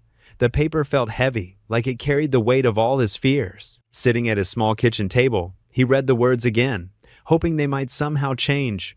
Payment due by end of month or vacate premises. The dim light from the ceiling fan cast shadows across the worn linoleum floor. Outside, through the thin walls of their apartment, he could hear the sounds of traffic and distant sirens, the soundtrack of their modest neighborhood. His children's drawings decorated the refrigerator, bright spots of color in their otherwise plain kitchen. "Dad?" Emma's voice startled him. He quickly folded the notice and slipped it into his pocket. She stood in the doorway in her pajamas, her dark hair messy from sleep. "Is everything okay?" Danny forced a smile. "Of course, sweetie. Just looking at some boring grown-up papers. Shouldn't you be getting ready for school?" Emma nodded but lingered for a moment, her eyes searching his face. She was too perceptive for her age, often picking up on his worries, even when he tried to hide them. Finally, she turned and padded back to her room. Once she was gone, Danny pulled out the notice again. The number swam before his eyes. 3 months behind on rent, total due $2,850. His new job at Malcolm's company paid better than his previous positions, but Emma's medical bills had eaten through his savings. He'd been juggling expenses, paying just enough to keep the lights on and food in the fridge, hoping to catch up on the rent when things got better. The morning routine felt like a blur. He packed lunches, helped Lucas tie his shoes, and made sure Emma had her medication. All the while, the eviction notice burned in his pocket like a hot coal. As he drove the kids to school in their recently repaired car, his mind raced through possibilities. A second job? A loan? Moving to an even smaller place? "Have a great day," he called out as his children climbed out of the car. They waved goodbye, their backpacks bouncing as they joined the stream of students heading into the building. Watching them walk away, Danny felt a crushing wave of guilt. They deserved so much better than this constant uncertainty. At work, Danny couldn't focus. The financial reports on his computer screen blurred together as his thoughts kept returning to the eviction notice. His desk phone rang twice, but he let it go to voicemail. The office around him hummed with activity, people chatting, printers whirring, keyboards clicking, but he felt removed from it all, trapped in his private bubble of anxiety. During his lunch break, Danny sat alone in the break room, picking at a sandwich he'd brought from home. He'd already cut every possible expense. No cable TV, no new clothes, no eating out. The kids hadn't complained, but he saw how Emma looked longingly at her friend's new shoes, how Lucas's face fell when he couldn't join his classmates for pizza after school. The afternoon dragged on endlessly. Danny made 3 mistakes in his reports, earning a concerned look from his supervisor. His hands shook slightly as he typed, and he had to keep wiping his palms on his pants. The thought of his children having to leave their school, their friends, everything familiar, it was almost too much to bear. By 5 o'clock, Danny felt like he was drowning. The drive home was a blur of traffic lights and horn honks. He barely registered the familiar streets of their neighborhood, the same route he'd driven hundreds of times before. As he pulled into their apartment complex's parking lot, he noticed a maintenance worker replacing the lock on their neighbor's door. The sight made his stomach clench. Inside their apartment, Emma and Lucas worked on their homework at the kitchen table. The sight of them, heads bent over their books, pencils moving carefully across paper, made Danny's throat tight. They were so innocent, so trusting that their father would take care of everything. How could he tell them they might have to leave their home? After dinner, a simple meal of pasta and sauce, Danny sat on the edge of his bed, holding his phone. Malcolm's business card lay on the nightstand, the elegant typeface catching the light from his bedside lamp. Pride warred with desperation in his chest. He'd always handled things on his own, never asked for help. But this wasn't just about him anymore. His finger hovered over Malcolm's number. Through the thin walls, he could hear Emma practicing her reading aloud to Lucas, her voice careful and determined on the difficult words. The sound made his decision for him. With trembling fingers, Danny dialed the number. Each ring seemed to last an eternity. He almost hung up twice, but the image of his children's faces kept his hand steady. "Hello?" Malcolm's familiar voice answered. Danny took a deep breath. "Mr. Fairweather? This is Danny Winters. I need your help." His voice cracked on the last word, and he had to stop. The silence on the other end of the line stretched for what felt like forever. Danny closed his eyes, fighting back the burning sensation of tears. He'd spent so long being strong, handling everything alone. Admitting he needed help felt like admitting defeat. But as he listened to his children's voices from the other room, he knew he had to swallow his pride. This wasn't about him anymore. It was about Emma's future doctor appointments, about Lucas's dream of joining the soccer team, about giving them the stability they deserved. Sometimes being strong meant knowing when to ask for help. Malcolm still hadn't spoken, and Danny's heart hammered in his chest as he waited for a response. The card trembled in his free hand, a symbol of both hope and uncertainty. Whatever came next, he knew he had to face it. For his children's sake. Malcolm's office felt different this time. The morning sun streamed through the floor-to-ceiling windows, casting a warm glow across the polished desk where Danny sat, his hands clasped tightly in his lap. The eviction notice lay between them like a heavy weight. Malcolm studied the paper without speaking, his expression thoughtful. Danny's heart hammered in his chest as he waited. The silence stretched on, broken only by the gentle hum of the building's air conditioning. "I'm sorry," Danny finally said, his voice rough. "I wouldn't ask if I had any other option. I've tried everything else." His throat felt tight with shame. After all, Malcolm had done for him already. Here he was, asking for more help. Malcolm looked up, his eyes kind. "Danny, do you remember our first conversation in the food court?" Danny nodded, thinking back to that day when he'd opened up to a stranger in a janitor's uniform. It felt like a lifetime ago. "I told you that change comes when you least expect it," Malcolm continued, leaning back in his chair. "But what I didn't tell you is that change also requires courage. It takes courage to ask for help when you need it." Danny's shoulders slumped with relief at Malcolm's words. "I've always handled everything on my own," he admitted. "Ever since Sarah left, I felt like I had to prove I could do it all." Malcolm stood up and walked to the window, his hands in his pockets. "You know, Danny, I see a lot of myself in you. When I was starting out, I was too proud to ask for help, almost lost everything because of it." He turned back to face Danny. "That's why I spend time in the food court, watching people. Sometimes the ones who need help the most are the last ones to ask for it." Danny watched as Malcolm returned to his desk and opened a drawer. He pulled out a folder and began writing something. "Here's what we're going to do," Malcolm said, his pen moving across paper. "I'm going to loan you the money for the rent. No interest, no rushing to pay it back. You'll repay it when you can, at your own pace." Danny's eyes widened. Malcolm held up a hand. "Let me finish. This isn't charity, Danny. It's an investment in someone I believe in, someone who's shown me time and again that he's willing to work hard and do whatever it takes for his children." Danny felt tears prick at the corners of his eyes. He blinked them back, overwhelmed by the gesture. "But there's one condition," Malcolm added, sliding the paper across the desk. "You have to stop thinking you're in this alone. Emma and Lucas need their father to be strong, yes, but they also need him to be whole. Being strong sometimes means knowing when to lean on others." Danny picked up the document, a simple loan agreement with terms more generous than he could have imagined. His vision blurred as he read the words. "I don't know how to thank you," he managed to say. Malcolm smiled, the corners of his eyes crinkling. "Thank me by proving me right. Show me that my faith in you isn't misplaced." He paused, then added softly, "And maybe someday, when you're in a position to help someone else who's struggling, you'll remember this moment." As Danny signed the agreement, he felt something shift inside him. It wasn't just the relief of knowing he and his children wouldn't lose their home. It was something deeper, a realization that had been slowly building since that first encounter in the food court. Malcolm wasn't just offering money. He was offering something far more valuable: trust, friendship, a belief in Danny's potential that went beyond his current circumstances. The loan wasn't a handout. It was a hand up, offered with dignity and respect. Danny thought about all the times he'd refused help, thinking it made him weak. All the nights he'd laid awake, carrying the weight of his struggles alone. He thought about Emma and Lucas, and how they watched him, learning from his example. "You're right," Danny said, meeting Malcolm's gaze. "I've been so focused on being strong for my kids that I forgot to show them something just as important: how to accept help with grace when it's offered." Malcolm nodded, understanding in his eyes. "That's a valuable lesson too, Danny. One that took me far too long to learn myself." As they shook hands across the desk, Danny felt lighter than he had in years. The eviction notice that had seemed so threatening now looked like just another piece of paper. More importantly, he understood that the real gift wasn't the money. It was the trust Malcolm had placed in him, and the friendship that had grown between them. Malcolm walked him to the door, then paused.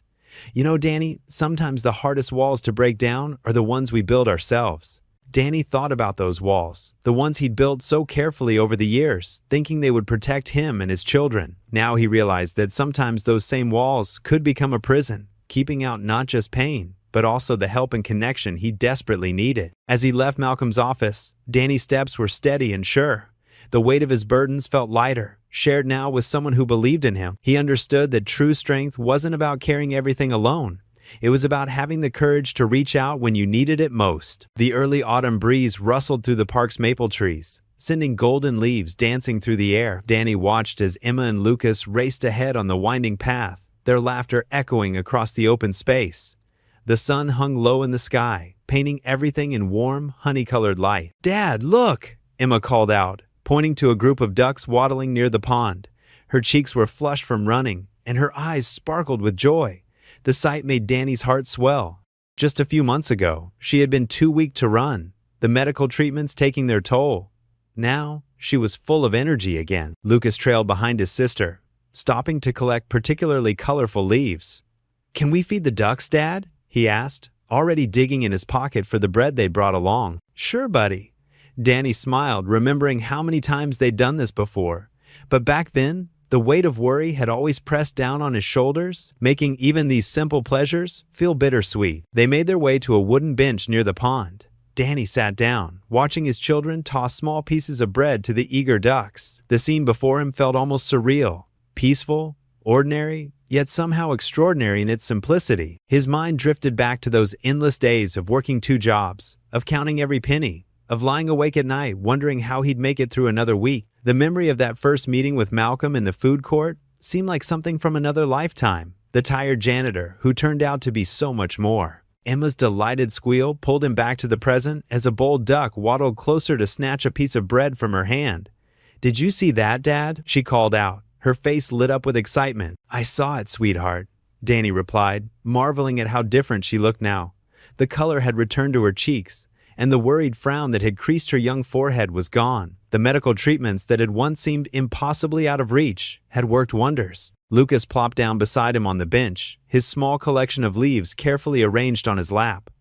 "Dad, can we make a leaf collection at home, like the one we saw in that book?" "Of course we can," Danny answered, ruffling his son's hair. There was a time when he would have hesitated, knowing that even simple craft supplies were a luxury they couldn't afford. Now, he could say yes without that familiar pang of guilt and worry. The new job Malcolm had given him had changed everything. It wasn't just the steady paycheck or the health insurance, though those things had made an enormous difference. It was the dignity of doing work he was proud of being able to provide for his children without running himself into the ground. Emma joined them on the bench, sandwiching Danny between his 2 children. She leaned against his arm, a contented sigh escaping her lips. "This is nice," she said simply. Danny wrapped his arms around both of them, pulling them close. The late afternoon sun warmed their faces, and somewhere nearby, a robin was singing. The moment felt perfect in its ordinariness. No crisis to handle, no bills to worry about, no exhaustion weighing him down. "Remember when we used to come here before?" Lucas asked, carefully arranging his leaves by color. "You always look so tired, Dad." The observation, so innocent and honest, made Danny's throat tight with emotion. Children noticed everything, even when you tried to hide it from them. "I was tired," he admitted. "But things are different now." "Because of Mr. Malcolm?" Emma asked, looking up at him with knowing eyes. Danny nodded slowly. "Because of Mr. Malcolm, and because sometimes life surprises you in good ways. Sometimes help comes from unexpected places." They sat in comfortable silence for a while, watching the sun sink lower in the sky. The ducks had wandered off to the other side of the pond, and the evening air was growing cooler. Danny thought about how far they'd come, not just in terms of their improved circumstances, but in the way they felt as a family.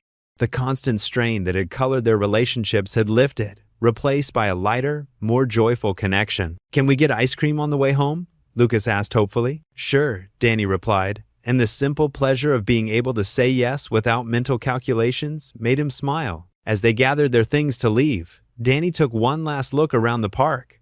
The setting sun had turned the sky into a canvas of pink and gold, and the autumn leaves seemed to glow from within. He felt something settle in his chest, a quiet certainty that they were going to be okay. The path home wound through the park, and as they walked, Danny listened to his children's chatter about their plans for the weekend. Emma wanted to start a garden in the spring, and Lucas was excited about his upcoming science fair project.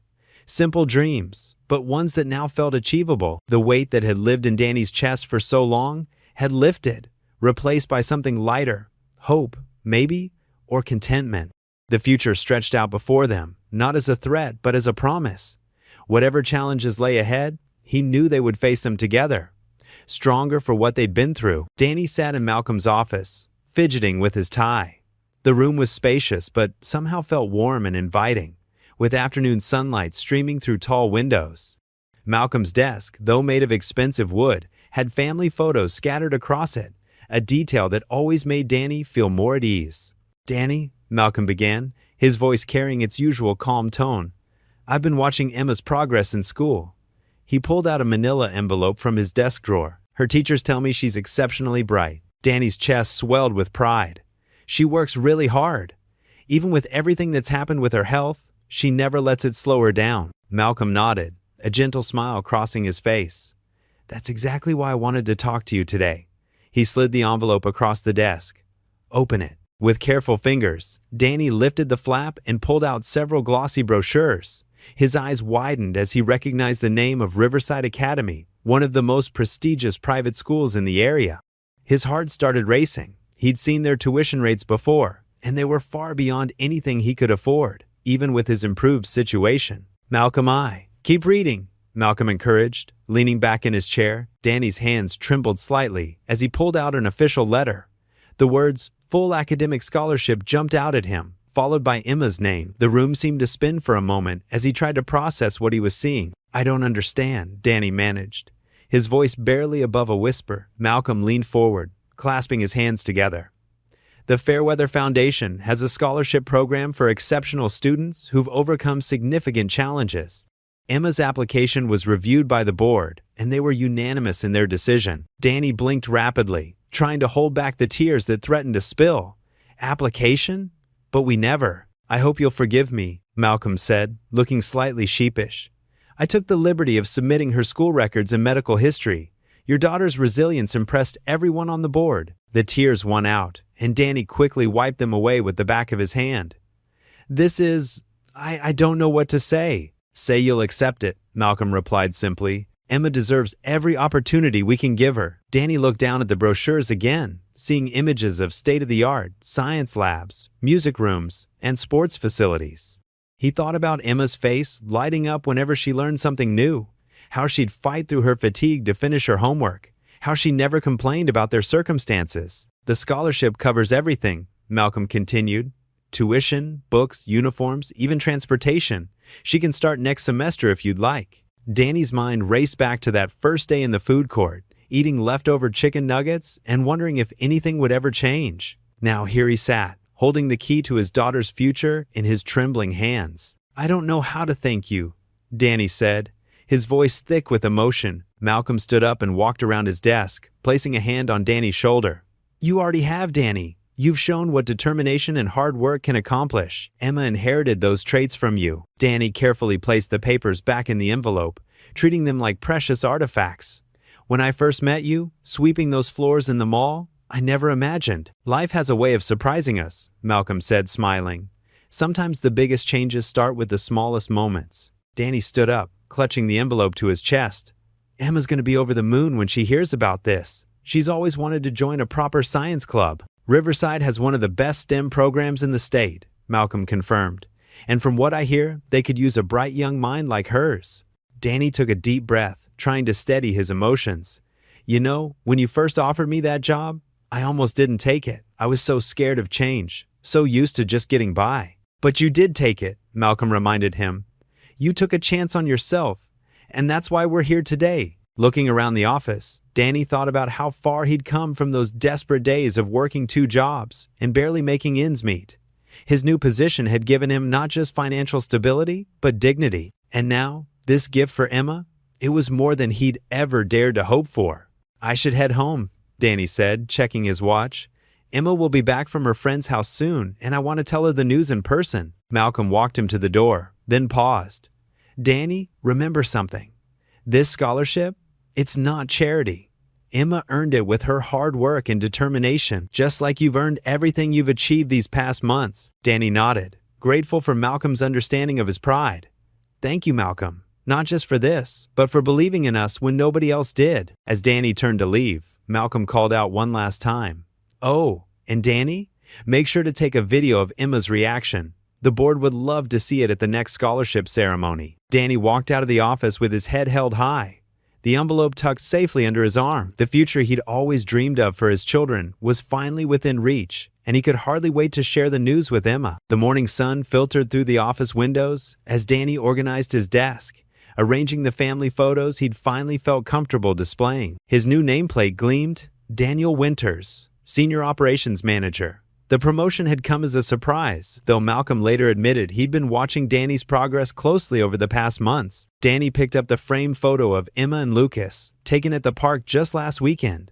Their smiles were brighter now, more carefree. Emma's health had improved significantly since starting her treatments, and Lucas was thriving in his after-school programs. For the first time in years, Danny felt like he could breathe easily. His phone buzzed with a text from Sarah, his new assistant. "Monthly reports are ready for your review, Mr. Winters."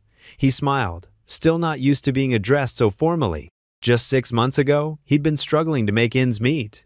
Now, he had a team reporting to him and a salary that allowed him to provide for his family comfortably. The morning meeting went smoothly.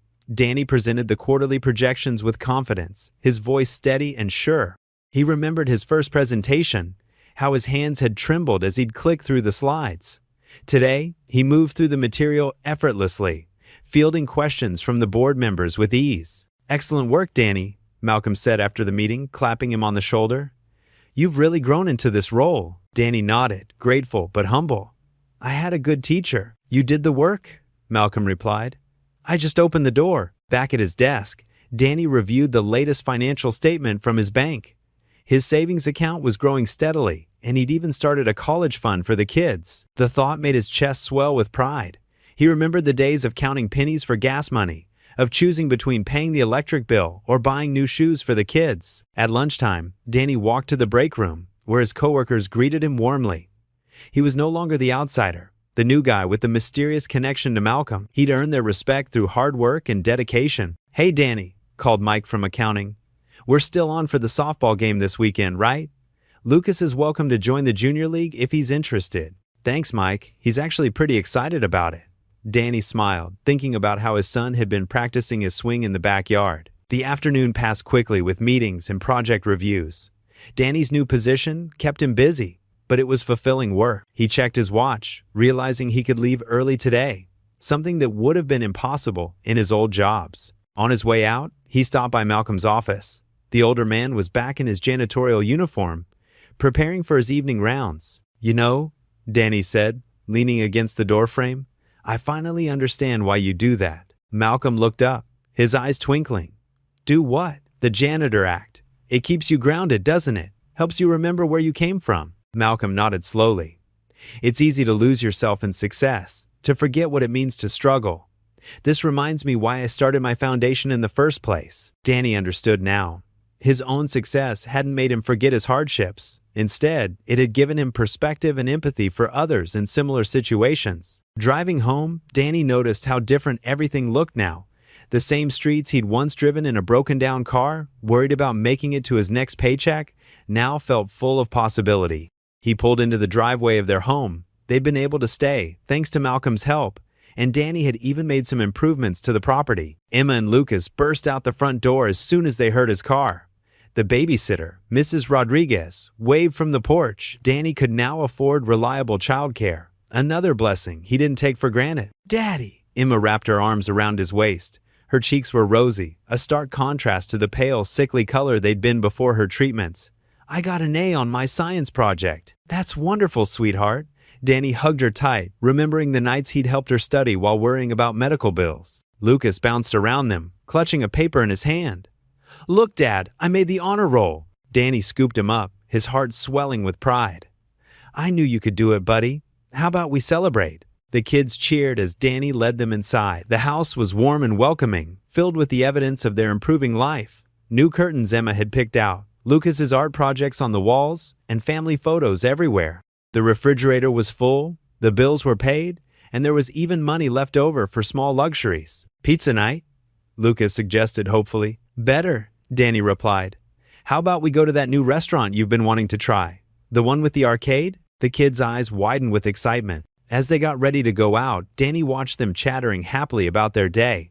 Emma's medication schedule was now manageable, and her doctors were optimistic about her progress. Lucas had joined the school's chess club, something Danny could never have afforded before. In the car, Danny listened to his children's animated conversation, their voices full of joy and excitement about the future. Emma talked about wanting to become a doctor, while Lucas described his latest art project.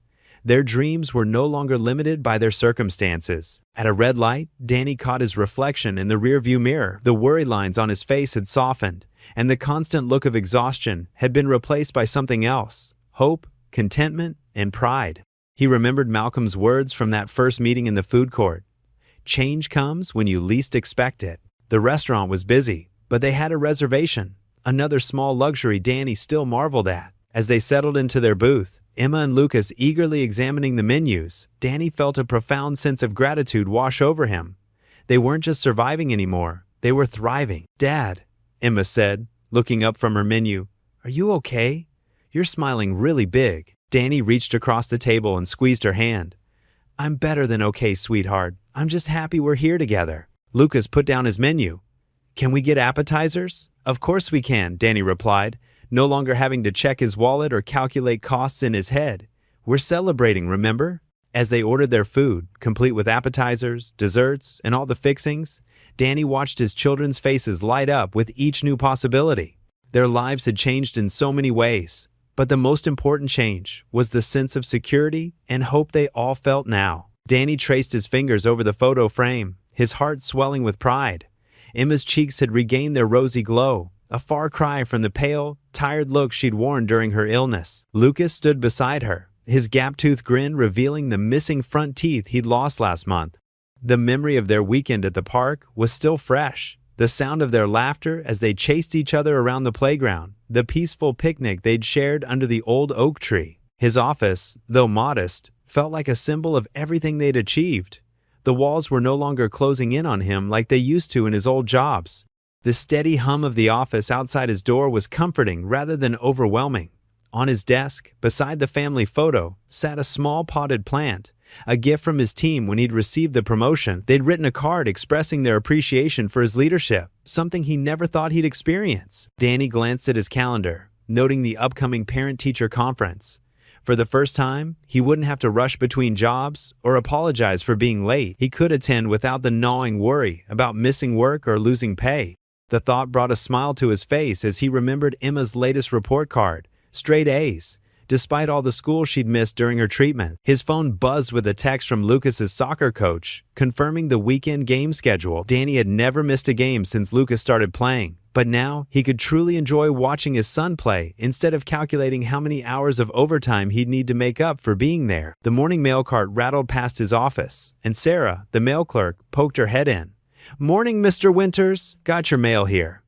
She placed a small stack on his desk with a friendly smile. "Thanks, Sarah, and please, it's still just Danny," he replied, grateful that his promotion hadn't changed how his coworkers treated him. Among the envelopes was one from the Children's Hospital. Danny opened it, expecting another bill, but instead found a letter confirming that Emma's final treatment had been fully covered by the charity foundation. His eyes misted over as he remembered the day Malcolm had introduced him to the foundation's board members. The weight that had lifted from his shoulders that day had been immeasurable. A knock at his door drew his attention. Malcolm stood there, dressed in his usual understated but immaculate suit. "Got a minute, Danny?" "Of course." Danny gestured to the chair across from his desk. "I was just reading the letter from the hospital. I don't know how to thank you enough for everything." Malcolm waved off the gratitude with a gentle smile. "You did all the hard work, Danny. I just opened a door. You walked through it on your own." Danny shook his head, thinking of all the changes the past months had brought. His apartment was the same, but it felt different now. The furniture was no longer worn and tired-looking. Emma had her own desk for homework, and Lucas's room had proper shelving for his growing collection of books and sports trophies. The refrigerator was always full, and the constant worry about making rent was gone. "The team's numbers are up again this quarter," Malcolm commented, pulling out a report. "Your department's efficiency has improved by 30% since you took over." Danny nodded, pride mixing with humility. "We have good people. They just needed someone to believe in them." He paused, understanding the parallel to his own story. Malcolm's eyes crinkled with knowing warmth. "Just like someone else I know." Through the office window, Danny could see the mall where it all began. The food court was barely visible from this angle, but he could picture himself sitting there all those months ago, eating his children's leftover food and feeling trapped in an endless cycle of struggle. Emma's science fair is next week, Danny said, changing the subject. She's been working on her project every night. Something about sustainable energy. She's way ahead of where I was at her age. Children have a way of surprising us, Malcolm replied. Sometimes they just need the right conditions to bloom. Danny thought about his own childhood, how different things were for his kids now. They didn't have to worry about electricity being cut off or wonder if there would be enough food for dinner. They could focus on being children, on learning and growing and dreaming. The intercom buzzed, reminding Danny of his upcoming team meeting. As he gathered his materials, he caught his reflection in the window. He looked younger somehow. The permanent worry lines on his forehead had softened. His clothes were new and well-fitted, his posture straighter, his eyes clearer. You know, Malcolm said, standing to leave, I still remember that day in the food court. You looked lost, but there was something in your eyes, a determination that told me you just needed a chance. Danny smiled, remembering his confusion at seeing the supposed janitor in a business suit the next day. I thought I was losing my mind when I saw you in that suit. Sometimes the best way to understand someone's struggles is to walk in their shoes, Malcolm replied. Or in my case, push a broom alongside them. Looking at his calendar again, Danny saw the reminder for Emma's upcoming dance recital and Lucas's science project due date. Simple things that once would have seemed like insurmountable challenges now filled him with joy. He could be there for these moments, fully present, without the shadow of financial worry hanging over him. A photo of last month's company picnic caught his eye. Emma and Lucas playing with his coworkers' children, while he and Malcolm stood chatting with the team. It was a casual snapshot, but it captured something profound. The sense of belonging, of community, of finally being part of something bigger than just survival. Danny straightened his tie, a simple gesture that still felt new and meaningful. His reflection showed more than just a man in a suit. It showed a father who had kept his promises, who had persevered through the darkest times, and who had learned that accepting help didn't mean surrendering dignity. Malcolm paused at the door. The quarterly review board meets next week. I'd like you to present your department's results. Danny nodded, feeling ready for the challenge. The numbers were good, but more importantly, he understood now that his value wasn't just in the figures he could present. It was in the lives he touched, the team he led, and the example he set for his children. Through his office window, he could see the city stretching out before him. Somewhere out there, Emma and Lucas were in their classrooms, learning and growing, unburdened by the worries that had once seemed insurmountable. Their future stretched out bright and full of possibility, just like the morning sun breaking through the clouds. Danny walked through the bustling food court, holding Lucas's small hand while Emma skipped ahead, her ponytail bouncing with each step. The familiar scents of fast food and coffee filled the air, but everything felt different now. His worn work boots had been replaced with comfortable sneakers, and his once threadbare jacket was now a neat navy windbreaker. Dad, can we get ice cream? Lucas tugged at his sleeve, eyes bright with hope. Danny smiled, remembering the days when such a simple request would have sent anxiety coursing through his veins. Sure, buddy. Emma, want to join us? Emma turned back, her healthy glow a stark contrast to the pale, sick child she'd been just months ago. Can I get the strawberry sundae? Of course, sweetheart. Danny's chest tightened with gratitude.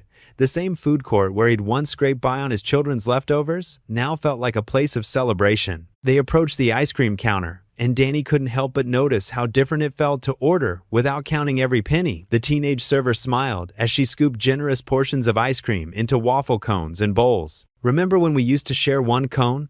Lucas asked, licking his chocolate ice cream. Danny ruffled his son's hair. Those were different times, buddy. But you know what? We made it through together. They settled at a table near the center of the food court. Danny watched his children enjoy their treats, their faces lit with simple joy. The weight that had once pressed down on his shoulders felt lighter now. His new job provided more than just financial stability. It had given him the chance to be present for moments like these. Emma looked up from her sundae, a dot of whipped cream on her nose. Dad, remember when you used to work 2 jobs? We hardly saw you then. Danny nodded, his throat tight with emotion.